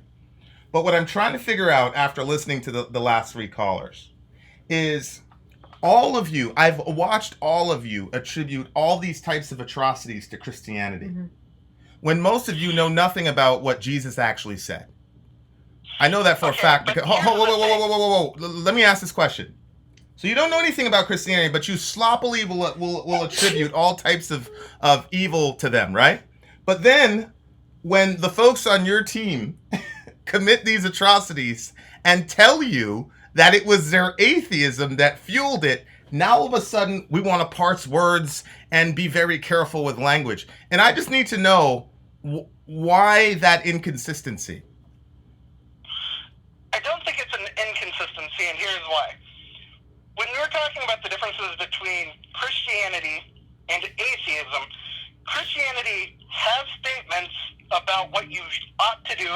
ought not to do. Atheism does not. Not in any way does it tell you what you ought not to do or what you ought to do. Right, and that's the problem. Because then you get people like Yarlovsky and Lenin who murder millions of people without conscience. And because they're really. getting in the way of their progress. But how is that any different than people misinterpreting what Jesus said and killing millions of people too?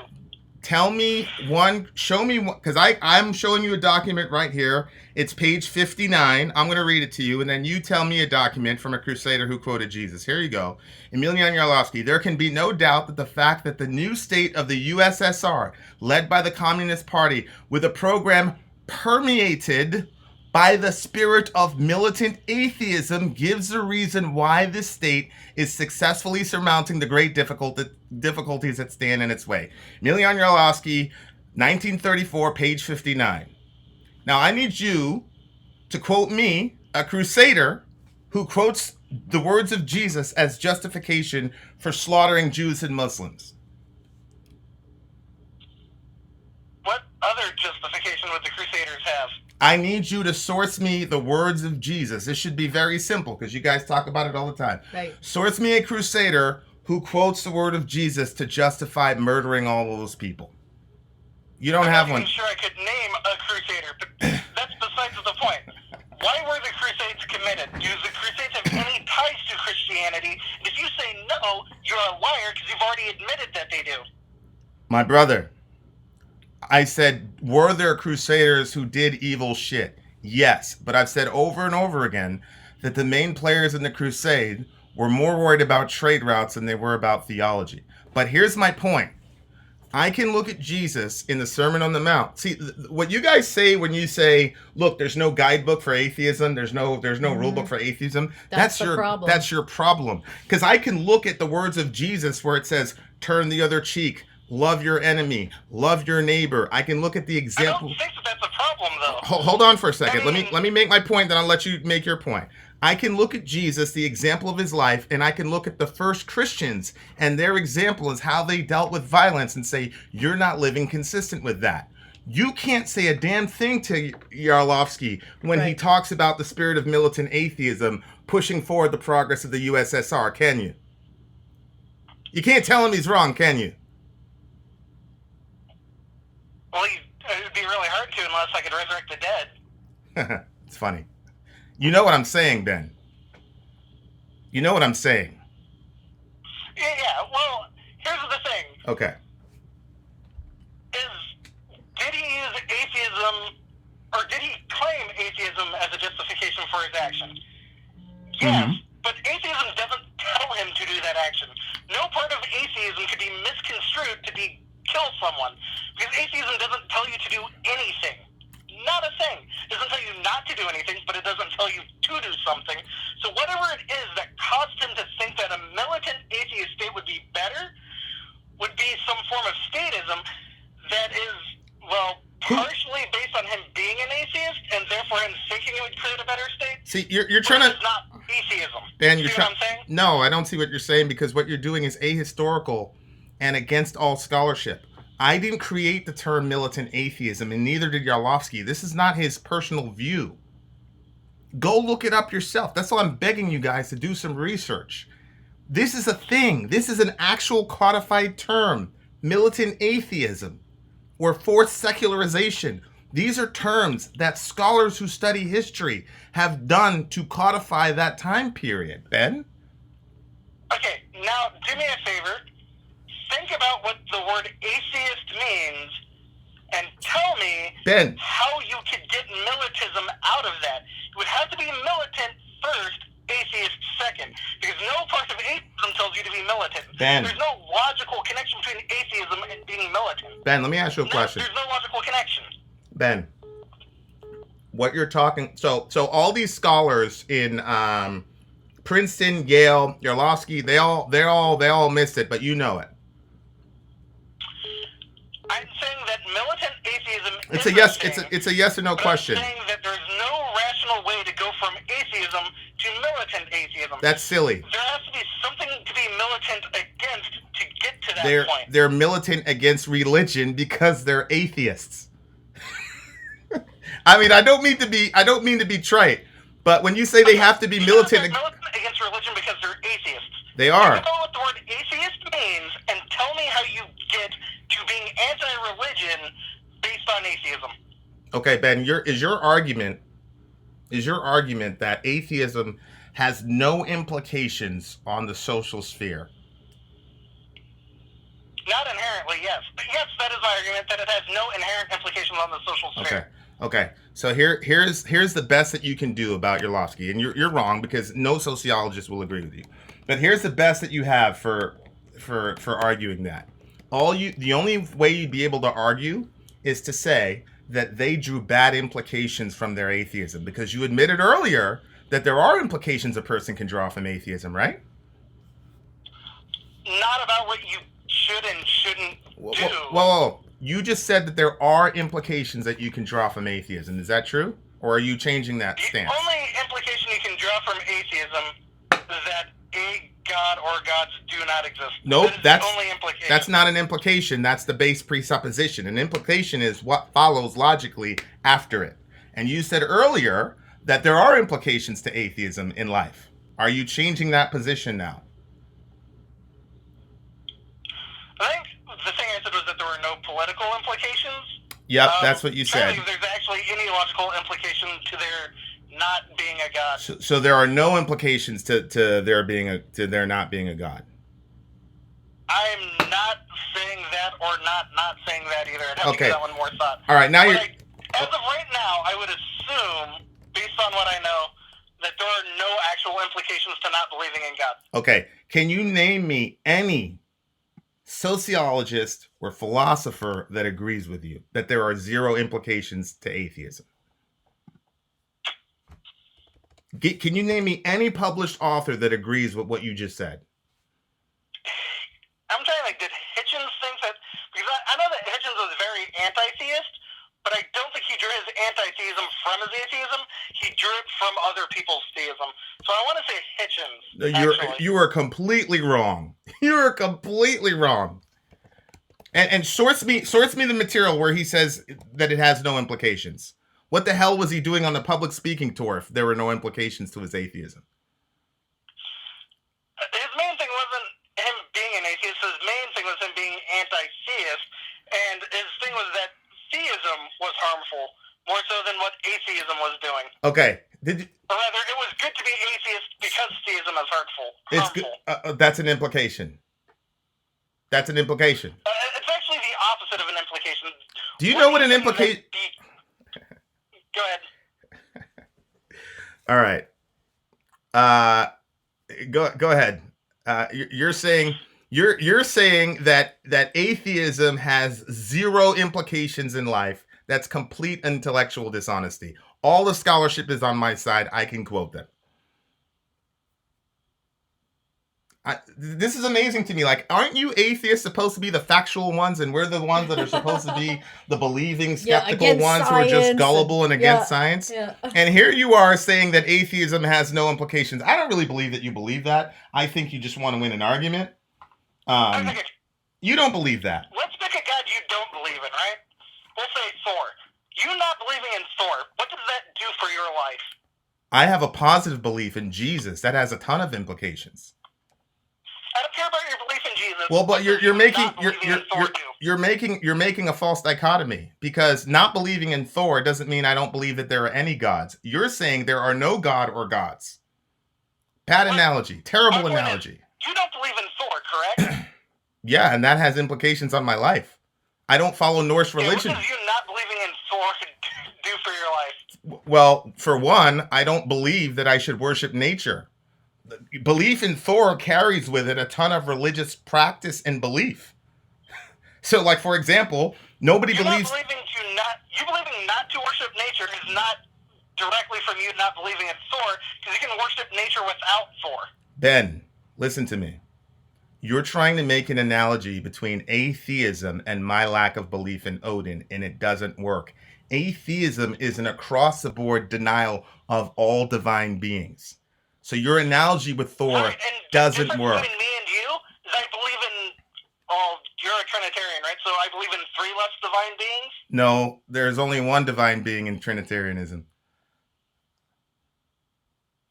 Okay, well then I believe in 1 less divine being. But I mean, that's it. That's the only difference. That's like saying One point where we're different. So if we're in a desert, right? And I say there's water and there's soda and then there's coffee. And you say, and I say, I don't believe that there's coffee or soda, but I do believe that there's water. And you say, well, I don't believe that there's water or either. And you say, hey, the only difference between me and you is that I don't believe there's one less drink. Yeah, the difference is now we're all dead in the desert, Ben. There's a very, very, very big difference between saying there are no gods and saying one of them isn't real. That's a terrible analogy. You're trying to argue that atheism... I think that you've misconstrued the analogy to try to make a point that doesn't work. Ben, okay, I'm just going to let you make your final point because other people want to talk to me. I'm just going to say back to you what I think you're saying, which would be a reversal of what you said earlier. You're saying that atheism carries with it zero moral or social or political implications whatsoever. That's what you're saying. Yes, that is what I'm saying. That there is no moral or political or social things that you can get out of atheism. Okay. And so we'll just let it stand there, and then the scholarship will be against you. All the scholarship is against you. I can quote them. So thank you, Ben. All right. I'll talk to you later. Love you, buddy. Bye. Bye. Wow. Lilo is talking a lot, or Lilu, but Well, Lilu talks a lot, but she'll never call in. she won't call. Yeah. No. Okay. So you had blazing heat and The coffee might be best for you in the desert. somebody else. Thanks, Ben. You killed us all in the desert. We're all dead now. You had a couple people that wanted to talk to you. I think this is probably going to be my last caller. Unless he's really good. Hello. Hey guys, can you hear me? Hey. I can hear you. What's up? What's your name? Hey, it's so nice to finally talk to you guys. I've been watching your videos for a few months now. Yes. Oh, cool. What name do you go by? I'm sorry? What do name I call you? Oh, this guy wanted to talk to you so bad. Just call me Tom or Thomas or anything like that. Okay. And I just wanted to say that I have to say that I sort of agree with the previous caller, with Ben, that just not believing in religion or God doesn't really have an implication. It doesn't automatically have an implication. You could say that certain individuals add meaning to it, but that doesn't necessarily have to be the case. I didn't say it. In my case, for example, I myself don't believe in any sort of supernatural ideas, but that doesn't mean that I'm depressed or antisocial or anything like that. I didn't say that you were depressed or antisocial. Let me ask you a question. Do you pray? Nope. Isn't that an implication for your lack of belief in God? No, it's just it doesn't become a part of my life, or rather, it has been eliminated as a part of my life. Whoa. But what I'm trying to explain to you is you just said that you don't pray, right? Right. And isn't that based on the fact that you don't think that there's a God there? Sure. So yeah, then I'll agree with that. So then that is an implication from your previous view of the world, right? Yeah, I'd call it a consequence, let's say. Consequence, same difference. So there are implications in living to atheism then. In a sense, there's an implication to absolutely anything that you can think of, absolutely any type of ideology or... I agree with you, my brother, but your brother previous to me said that there are zero implications to atheism, is what he said. Well, maybe he was just generalizing a bit. Maybe he was trying to demonstrate that... but listen, looking at your videos through the months, I've noticed that you do have sort of a negative approach to atheists. So maybe that's what he was trying to do, just to take away that negative sort of stereotype, sort of a stereotypical view that you have of atheists. No, my brother. Here's the negative thing that I have with modern atheists. Okay, guys like Bertrand Russell, I don't have any negative. I don't have any ill feelings to him. Guys like Nietzsche, there's no negativity. You know why? Because they took the implications of what atheism means and tried to wrestle with it honestly.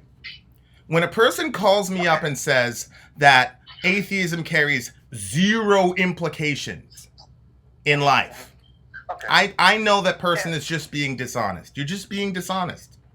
Maybe it's a bit far to say it's dishonest. It could be their really honest belief about that. It's not his honest belief. It's not his honest belief. He just knew. No, this is like that argument that sometimes atheists say that, well, Christians don't really believe because they can't really believe in superstitious things, but they're just they can't really see what's in their mind, what's in the mind of the other side. So. No, I mean, look, I had a guy call me up and say that his grounding presupposition on the world has zero implications in life. That's just dishonest. Okay. That's just dishonest. I still wouldn't say it's dishonest. Maybe you could say it might not be taking all aspects into account. No, Ben's. I know this brother. I know him. Right. Me and him go way back. He's a very intelligent individual. He's just saying that because he knew where it was going to lead him. Here are the facts. The people that did all that killing in Russia were atheists. They were motivated by their atheism. Those are the implications. You know, the people that did all that killing, they might have been Christians previously. And you could say that they were never really truly Christians, that they could do that killing. So, you know. Okay. Maybe that's a different point anyway. Where are you from? I don't think that they killed people because they were atheists. I think they killed them because they were sick of the church's power, and they just used it as an excuse. They didn't actually use atheism as an excuse. I don't think they did that. They just took the opportunity that everybody was against churches, and they finally had something to. No, my brother. Everybody wasn't against churches. As a matter of fact, even after they did all that killing, the churches still survived. And again, atheists seem to just deny reality. I don't know if you were here earlier, but I actually quoted the guy in charge, and he said atheism was motivating him. Okay. So I didn't hear that. I didn't catch that. Right. But, you know, I don't judge Christians by the actions of the Westboro Baptist Church either, so... Of course not. Most of the people... Look, we've got 50,000 subscribers. Probably 40,000 of them are atheists. I was with you guys when you did the first Behemoth video, so yeah, I was among the first people here. Right, so most of them are atheists. I'm not saying that all atheists are killers. I'm not saying that. I would rather... Look, I don't know you from Adam, my man, but I would feel safer with my daughter around you than some priest. You probably would be. Right? I have nothing in my heart against anything like that. Right. It was So, really fun when you said that Nurgle thing too, that he'd be good with kids. He'd be very good with kids, probably. well, yeah. So yeah. I don't hate atheists. I don't have a problem with them at all. I appreciate them, and you know, I think there's a reason that most of the people who listen to us are atheists. I just want them to be honest. That's all. You're probably the only Christian channel in my entire 100+ subscription list on YouTube. All right, my brother. I think somebody else. Okay, wait, one more. You guys have something special, I guess. All right. I want you to talk to this guy. I think somebody else wants to call me. Thank you very much, sir. Sure. Love you. Have a good one. Thank you guys in the future. Thanks again. Bye. Yes, we will talk for sure. Okay, who's calling? No, me? don't take any more. I want you to talk to this guy. Who? I don't know. Just some of the stuff that he said in here sounds like it might make for an interesting discussion. Has he read anything? He's an atheist and he agrees with what you're saying. Richard, there are not only two options. There's millions of them. Millions of them. I'm just trying to get atheists to deal with reality. I mean, I could be completely wrong. Maybe it's going to be... I don't know. I think it might be a good discussion. Vin argues like a toddler on bath salts. I like to find this toddler who can quote historical sources. What's up, brother? Who am I speaking to? This is Alex Patterson. All right, Alex Patterson. What shall we talk about? I was in the discussion earlier, and I heard. Basically, I'm curious as to what you think about. Do you believe that everything has implications, or only some things? No, and everything. I believe your grounding presupposition on how you look at ultimate issues has implications. Okay, so I'm kind of jumpy about certain topics, and one of those topics is Catholicism. And so my question is, what is your opinion as to how the Catholic Church takes their implications? You mean in regard to how they... In regards to, basically, I mean, like, you know, let's be honest, we've all seen the stuff about the Pope or the priest and... The bishop. Right. You know? Well, I mean, on a technical level, they're living inconsistent with Catholicism because the bishop is supposed to be the holiest man in his parish. And so, Right. So they're living inconsistent with the implications of their grounding beliefs. Okay, so basically, I mean, but inconsistent. I mean, like, how would you say they're inconsistent? I mean, because, as I said, they're supposed to be the holiest person in their parish. Right. And within so that parish, within their parish, but no person, regardless of the religion, is the same person. It doesn't matter if it was the Pope. I mean, every person's different, so naturally they're going to handle their implications differently. no, because there's an objective way to treat people. I mean, we've got the Bible, right? Right, So, but some people treat that differently. For No. instance, Louis XVI of France back then, well, he during the Reign of Terror, instead of handling it the right way, he invented something called the guillotine and beheaded over 10,000 people within a distance of 7 years. sure. What passage from the words of Jesus did he use to justify that? How does that relate to the Bible? I was talking about. I'm confused as to what you're saying. I was talking about Well, you Louis said, XVI of France, not. I wasn't talking about the Bible. well, why are you talking to me about him then? What does he have to do with anything? Because I was saying, no person is the same, and every person handles the implications differently.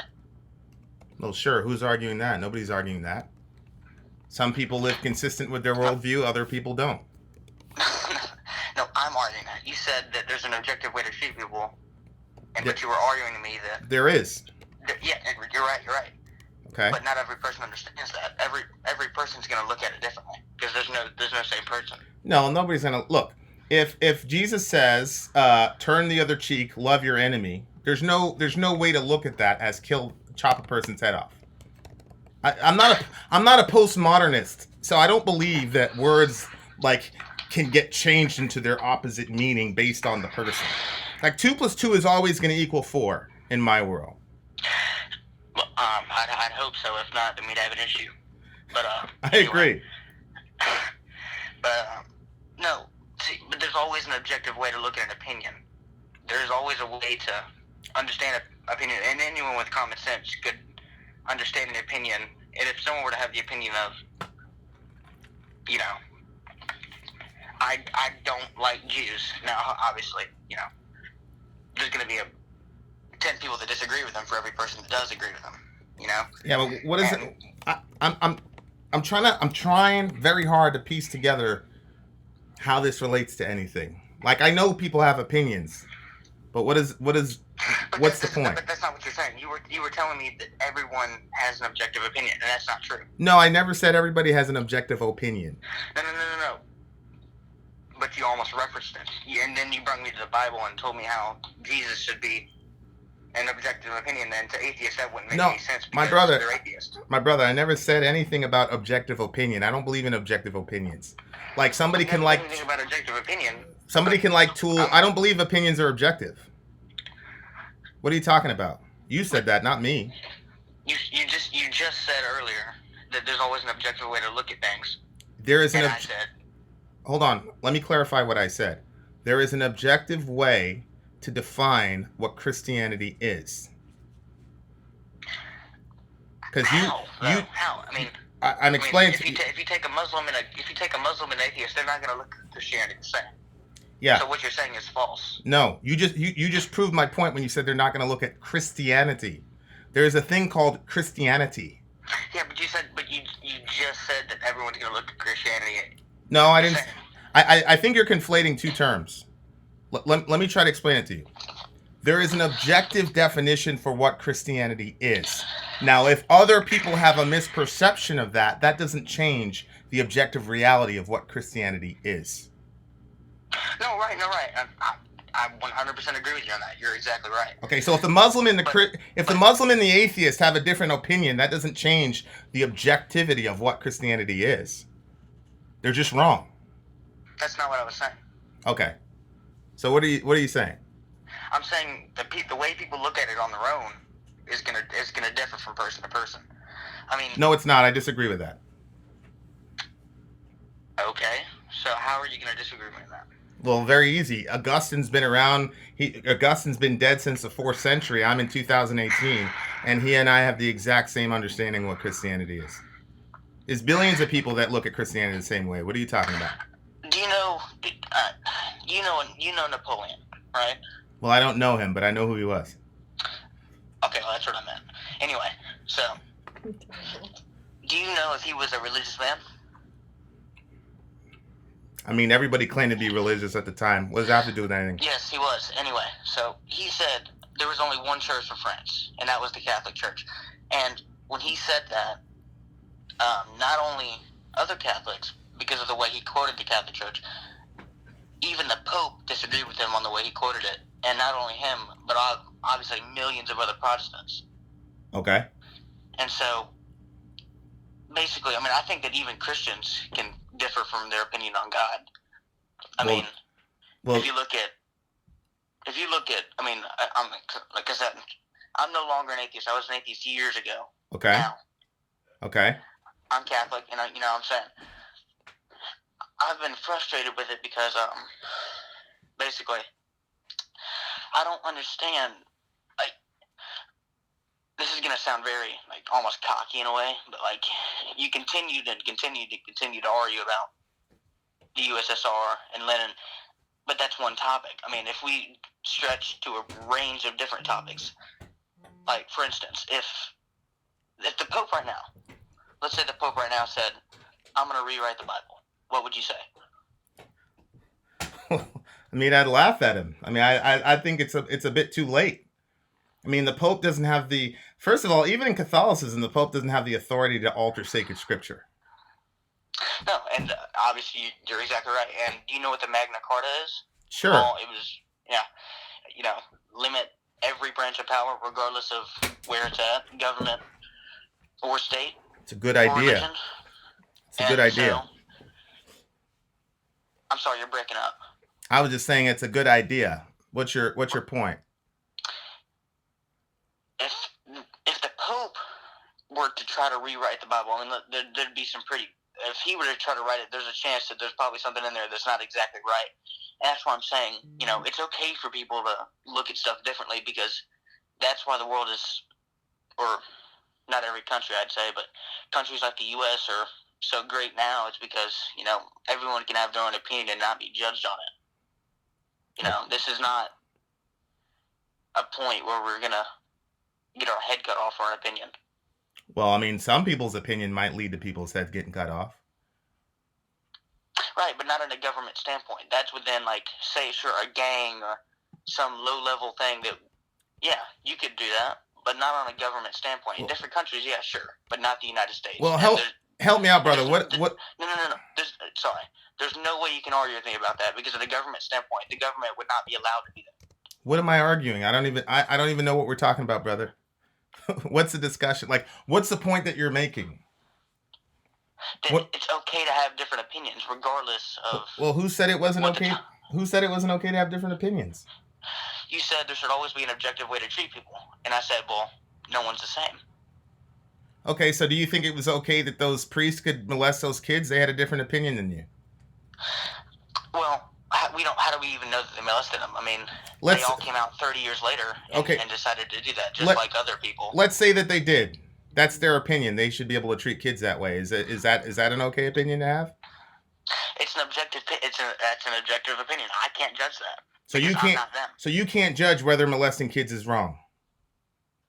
No, I can't judge that person because I don't know what's wrong. If they have mental issues or stuff, I mean, Whoa. I think it's too quick to judge. What I'm asking you is molesting kids objectively wrong? Yes or no? Objectively wrong, sure, but you have to look into it more than that. Okay. All right. Because, like I said, I thought you were saying that's a matter of opinion. No. Okay. I think I don't know what I'd do to myself if that was what I was thinking. But anyway, so I mean, you're right. There's an objective way, but you can't tell me that there's not room for opinion. Well, that's how the world runs. Well, yeah. You know what? I just got done talking to one of my friends who she went to an African country that will remain unnamed, where they practice child marriage, and they mutilated this girl because she wanted to get out of that child marriage. Now, I know the world works on people's various opinion on morality, and that's why the world is such a jacked up place. There's certain things that we don't get to have opinions on. Now, if Tool is better, hold on for a second. Place in the world is jacked up. Hold on for a second. If Tool better than Metallica? That's a matter of opinion. Fine, that has no existential consequence. But there are other things that have massive existential consequences that nobody gets to have different opinions on. Okay, yeah, but sure, Metallica's also sold over 110 million albums worldwide compared to Tool's less than 30 million. And that's not an objective opinion, that's fact. And so if we were to bring fact into this, then the fact would be that not every country is as bad as each other. I'm failing to get your point, my guy.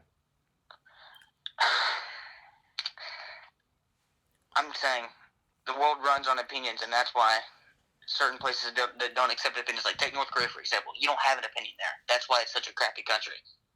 I mean, people are beaten and What do you mean? What do you mean? Basis, just like this country. Of course, people have opinions in North Korea. Kim Jong-un has the opinion. Yeah, but he's the only one. When you go countries and like his opinion. In America, you have the freedom of choice. His opinion is you don't have the freedom of choice in the United States. There's a lot of shit that you cannot do in America. You don't. If it's my opinion that I get to rob a bank, telling me that we do not have freedom in this country. Hey, if it's my opinion that I want to, if I want to rob, let me ask you. Please, no, listen to me. Please tell me how. I'm trying to answer your question. How are we going to call this the home of the free and the land of the brave if it's not a free country? My brother, if it's my opinion that I want to rob a bank, can I do that in America? That's an opinion. That's not fact. All right. Make your final statement. Anyway, well, sucks it came down to this, but my final statement is that basically, anyone in the end could probably be judged, but it wouldn't be right to judge them based off of quick assumptions. Excuse me. Okay, are you like trying to defend the priests who got indicted in this big? Is that what this is all about? No. I mean, I wouldn't even think about that at the time. It's just that when you brung that, I was kind of curious at first because what if there was something mentally wrong with him, and then anyone I don't care. Him would be too quick to judge, and then they'd be blamed for it. I don't care. I don't care what his problem was. You hurt kids. Sorry, you're done. I don't care what his mental issue. I have to disagree with you. You have to understand mental illness. I have a brother who is very, very mentally ill. So do I. I got a lot of mental illness in my family. I don't care. You molest kids, it's a wrap. I'm not looking at any extenuating circumstances if you molest kids. Sorry. Not sorry.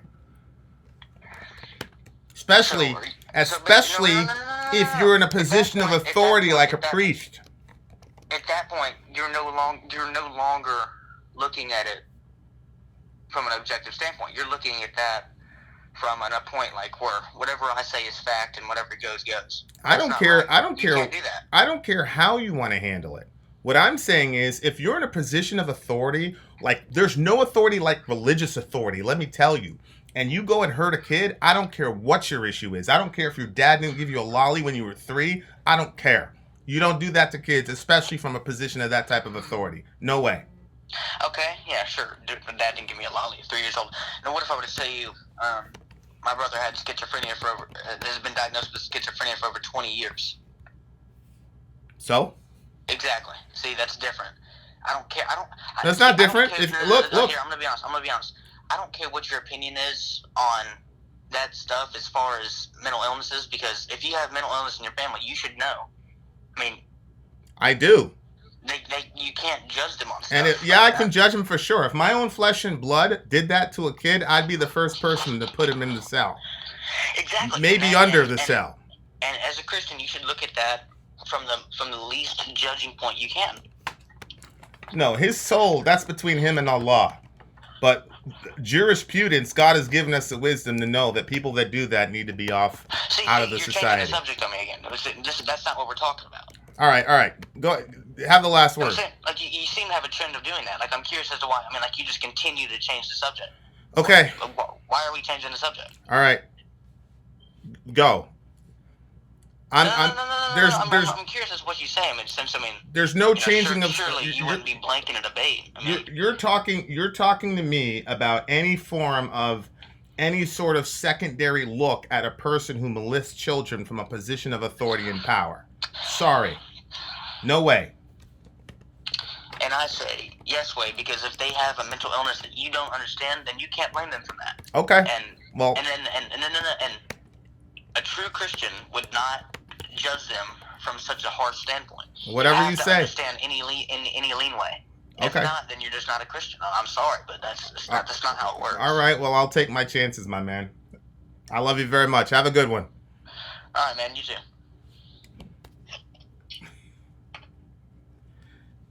I'm not countenancing that. You're a priest, and you are that community respects you and hands their kids off to you. I don't care what your issue is. Yeah. No way. You betray that whole community like that. You do that to that little kid, and you scar him for life. And then you're gonna come back and say you have a mental illness. I don't care. That's insane.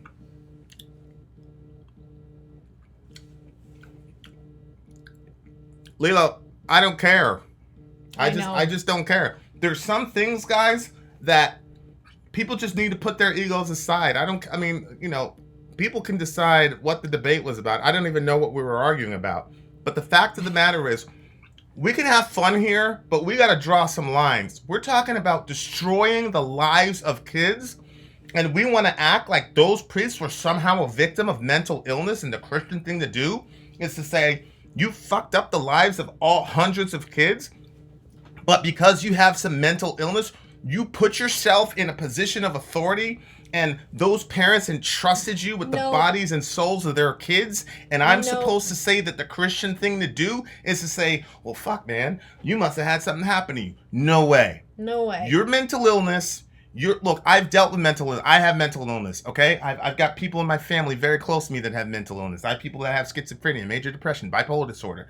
I do not care. I have counseled way too many young men and women who have had their lives completely wrecked and destroyed by people who were selfish and molested them and raped them when they were little children. Yep. For me to ever say, hey, I'm going to take that into account when you go off and do that to somebody else. No way. Nope. No way. And you know what? If I don't have the right heart about it, I don't even judge myself. God will judge me, and I'm dead serious about that. I may be completely wrong on this, but guys, look, I'm all about having fun and debating and all this shit. But when you start talking about harming kids, no, you get no quarter whatsoever. You're lucky that it's 2018 and we have some jurisprudence. Sorry.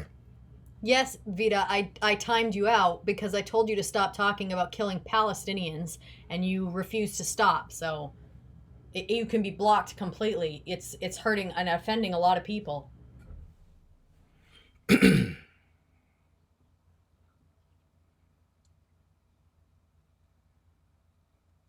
Raw, 5 minutes. No, I do understand what Jesus is about. Jesus was also about justice. Read the book of Revelation. I'm not saying that if you molest a child, you're automatically going to hell. That's between them and God. What I'm saying is, I am not going to take into account your mental illness and all the other shit that happened to you so that you can justify doing that to a little kid. And there is literally zero in the New Testament that says that should be a factor for any of that. As a matter of fact, Romans 13 says the soldier doesn't bear the sword in vain. He is God's servant to distribute justice to the wrongdoer. So the law is there to put fear in the hearts of the wrongdoer. Now, it's not for me to take up the sword. I'm not saying we need to take up the sword, but the sword is there in a given society in the ways that it manifests itself, whether it's jail time, rehab, whatever. All I'm saying is we're not going to do that, especially to religious people who have religious authority. I don't think you guys, a lot of you guys are atheists, and maybe you don't understand how much power that a person with religious authority has in a given community. Yep. And it is completely destructive on every level of a person's being. And so, no, I'm not going to play, like, I'll play games and debate, and, you know, we'll do little logical, who can chess match each other. But when we start talking about serious stuff that's literally killing people, how many of those kids that got molested are even still alive today? Right. Because I've held people. How many of them are still alive today after that happened? And I'm supposed to worry about the person's mental illness? Anyway.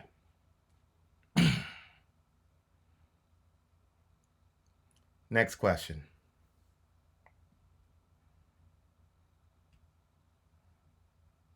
Ugh.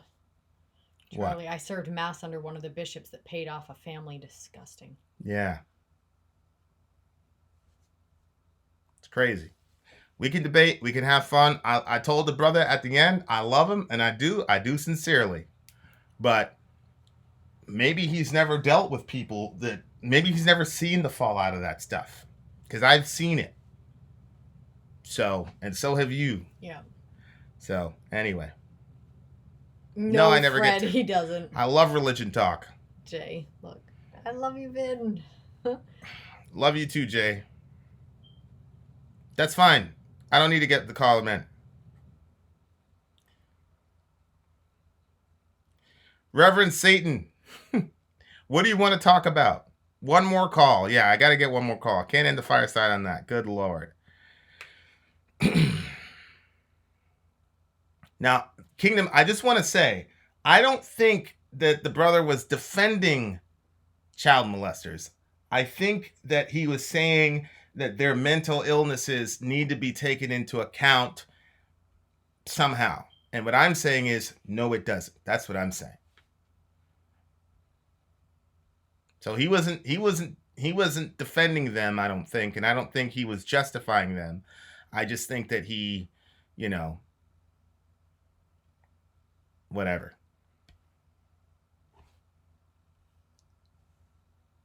Zork, what was said? Was something else said? I don't see it.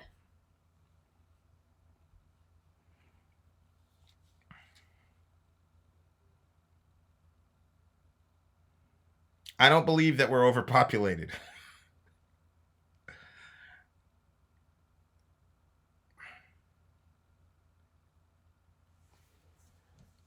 Okay, Kingdom, I hear you.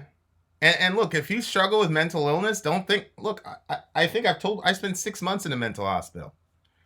I got a very, very close family member to me that's struggling with schizophrenia. I got 2 people that died of suicide in my family, very close to me. Okay, that I'm probably never going to recover for in my, at this side of the. So, believe me, if you have struggled with mental illness, I know what that's like. I get it. And that's the reason that I don't countenance that argument. Mm-hmm. Because all the people I know that struggle with mental illness would never do that to a child. And I don't want to put that on them. I don't want to put that on them that, oh, if you have mental illness, like this might put you in that situation.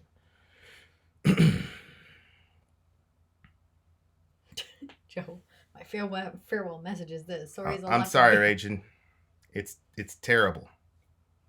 There you go, Kenneth. There you go.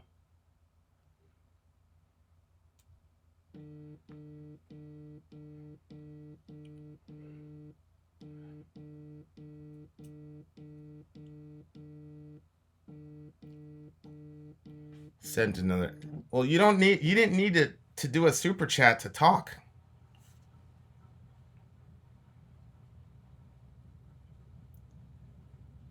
Sent another email, has my Skype in the message.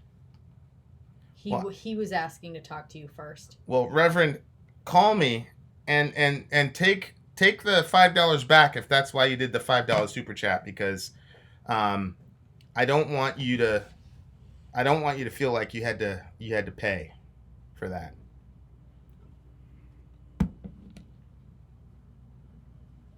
Yeah, just get Vita's got to go, because I don't really just report her or him, whoever he or she is. Yeah, you can hit report there. See right there. Hate speech. Yeah. You were very, very patient with her, babe. I honestly didn't catch much of it. She's been doing that for hours. Why didn't you take her out? I didn't see it. I only started seeing it when people were like, Vita keeps saying stuff. And then I was like, oh. My bad, guys. So then I put Vita on a timeout. Lilo, that might be a very, very valid statement. And I've said that before. And that's for God to judge. I don't know. Maybe child molesters are my blind spot. That's true. Because I'm very tolerant of a lot of people. But not those guys. You're right. And it might be a weakness of mine. I have no problem. I've never come up here and said that I'm a perfect person. I have lots of flaws. And yeah, I draw the line. You hurt kids like that sexually, I draw the line, and you're not going to get a lot of countenance from me on that. So, there you are. Is he calling? I want to make sure that I'm talking to the... All right.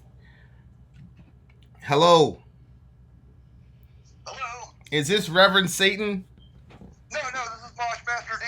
You want the line open for Reverend? Yes, please. Oh, I'm so sorry. Thank you very much. No doubt. We'll talk soon. Don't worry. Bye. Aw. That was nice, though. I know. Where's, That's his Skype. I'm not apologizing for the bath salts comment. That's him right there. Is that him? Yeah. Hey! You there?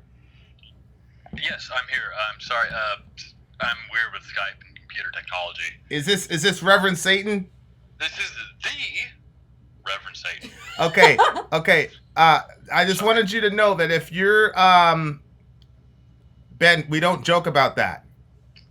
Don't joke about. No. I'm talking to somebody else in the chat. Ben, don't joke about that, please. Thank you. So I just wanted you to know that if you did that super chat to talk to us. Oh no, guys, you're good. Okay. I love your channel. I love your reviews, and you guys deserve it. Oh, thank you. Okay, I appreciate that, my guy. Okay, Rev, talk to me. What are we talking about? I'd just like to go over everything that I apologize. I've had a few. I admit that openly. Over everything that has been gone on in the chat in the last 2 hours. Okay. First and foremost, atheism, militant atheism, that is, and communism having a separation. Okay. Okay. I'm pausing because I'm waiting for responses. I'm sorry. What are you waiting for a response for? Anything. I make a comment, I wait response. Old school internet. Okay, so what response? Tell me what you commented on again.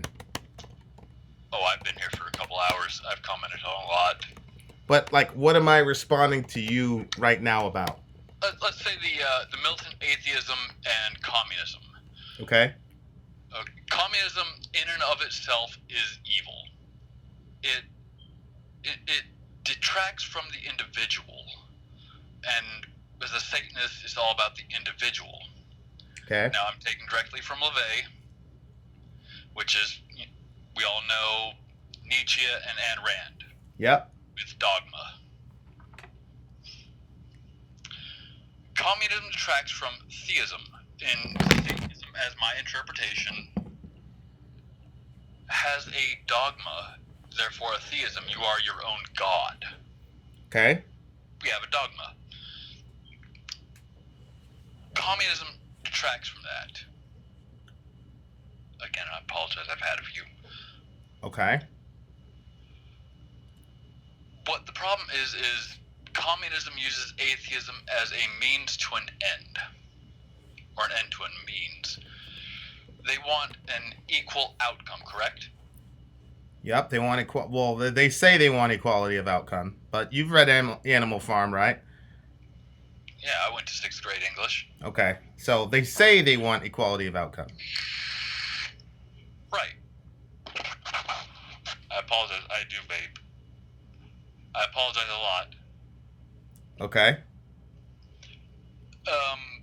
They want the equal outcome. They want everyone to be equal in the end. No politicians, no one is more than the other. You know what I'm saying. Uh-huh. I am making a complete of myself. What does he want to call back, maybe? Well, do you want to call back when you're lucid? You know what? I shouldn't, because this is me. Okay. And you guys get me holy and all that. All right. And to deny that would be dishonest. Okay. So far as it goes, communism is the ultimate evil, as they forego the individual for the sake of the whole. Okay. That's my point there, so far as the militant atheists versus the communists. Okay. And what else was there? This chat. It's been 2 hours, guy. That was pretty much it. Wow, I feel like an ass. That's okay. Don't worry, I'm used to feeling like that. I can see your reactions. Well, it seemed like you wanted to talk to us for a while, so I thought that we had. I have, and I have been drinking since. I apologize for interrupting, and it's just gotten worse. Why do you drink so much? Well, it didn't. Oh shit!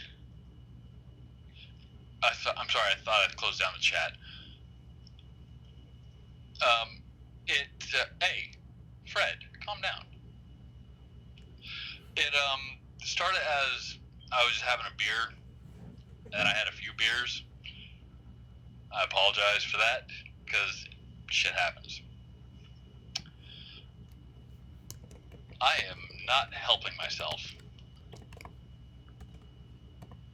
Okay, how about this? Next fireside, we'll give you priority on the first call. How's that? You know what? Thank you for that. And I apologize to everyone who wanted me to chat. I apologize to my bank account. All right, brother. I, again, apologize for wasting y'all's time. No, I got to talk to you. That's not a waste of time. You know what? I got to talk to somebody I enjoy on YouTube. Oh, thank you. Yeah, and we appreciate you, my guy. You know, have better chats than me, big homies. We'll talk to you. We'll talk to you next time. You'll be priority one. Yeah, we've got your Skype name, so we know you got priority. Thank you, and I apologize for all of this. Next time I'll be more lucid and know what I was saying. All right. Love you, buddy. You're good. Have a good night. Thank you. Bye. Good night. That's all right. Still our guy. Still our guy. Yeah. All right. I don't know. Hold on, just Zork is saying what? I don't know if Vita is back or because somebody's just, like, oh, we're back about to again. we're about to close the chat anyway, so it's all good. Okay. All right. Call from the Grave by Bathory. All right. Well, thanks, guys. It was a lively chat. Majestic Demon Lord, thank you for calling. Ben, thank you for calling. That might be the best call in Fireside history. Ben, thank you so much for calling. Who else called? No, Matt, you're not blocked. I don't want to say, because sometimes the names that are in my head are the names that they come up, and I don't know if they want those names announced. So Thanks to the Catholic dude that called. Then there was a Muslim, Muhammad called. So thank you to everybody that called. It's not an easy thing to call at all. Drunk or sober. It's not easy to call at all. So thank you guys. Debate. Religion is a lot of causes a lot of problems. There's no debate. That's true. Oh, Rev Satan, of course. The big homie Rev Satan. We appreciate him. Love him. And it's easy when you're prepared. Speak on Alex Jones and freedom of speech. I don't really think that the Alex Jones issue is a freedom of speech issue. I mean, it's not... All right, this is our last caller. Hello? Hello. What's up? Hey man, how are you? What's up? Talk to me. This is Blazing Heat. Yes, I can see Blazing Heat. What's up, brother? I just want to take a minute. Just about the atheism thing. You've been going on about like the applications. I think everyone agrees that there's application for everything. No, Ben Webb said that atheism had absolutely no implications to anything. I don't think he's like serious. But anyway, like if like anytime like an atheist says like, Hitler doesn't represent atheism, so and so doesn't. Okay, so who's like? Are you saying there's a representative? Who's the representative of atheism? If they say, there's no exactly. That's your whole point, right? Like there is no one to represent atheism. Like there is no principle. There's nothing. Exactly. Right. But if they say yes, then who's that guy? Who's the representative of atheism or whatever? But no, exactly. That's the whole point they're trying to get across. I mean, right? Like that's it. There's no one. Yeah. So there's nothing to represent atheism. So you can you can do anything. Like right. The implications is infinite.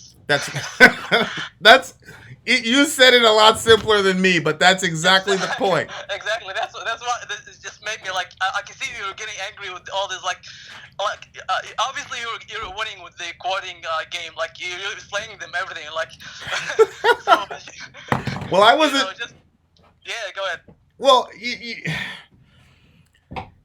it's like I wasn't trying to slay them. It was just. Atheists always say we have facts, we deal in reality, religious people are superstitious, they're dumb, blah, blah, blah. So it was just very surprising to me that the atheists were denying facts and then had no facts of their own. Yeah, well, like, let me tell you an advice, my brother. Like, anyone who says, like, I only talk facts, usually it's the opposite. Like, that's true. If he's saying, like, I only talk facts, it's usually, like, you don't know what he's saying, you know? Yeah. No, you're exactly. Where are you from, brother? Let's just say from Arabia. Yeah, I could tell. Salam alaikum. You a Muslim? Yeah, salam alaikum. Salam alaikum assalam. Wa rahmatullahi wa barakatuh. It's late. Sorry.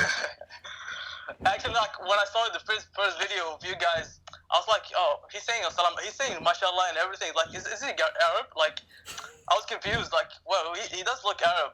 But no, and then like, you're Jamaican, so okay. Yeah, I'm gonna wear a keffiyeh. It's gonna be good next time, inshallah. We'll see. Inshallah.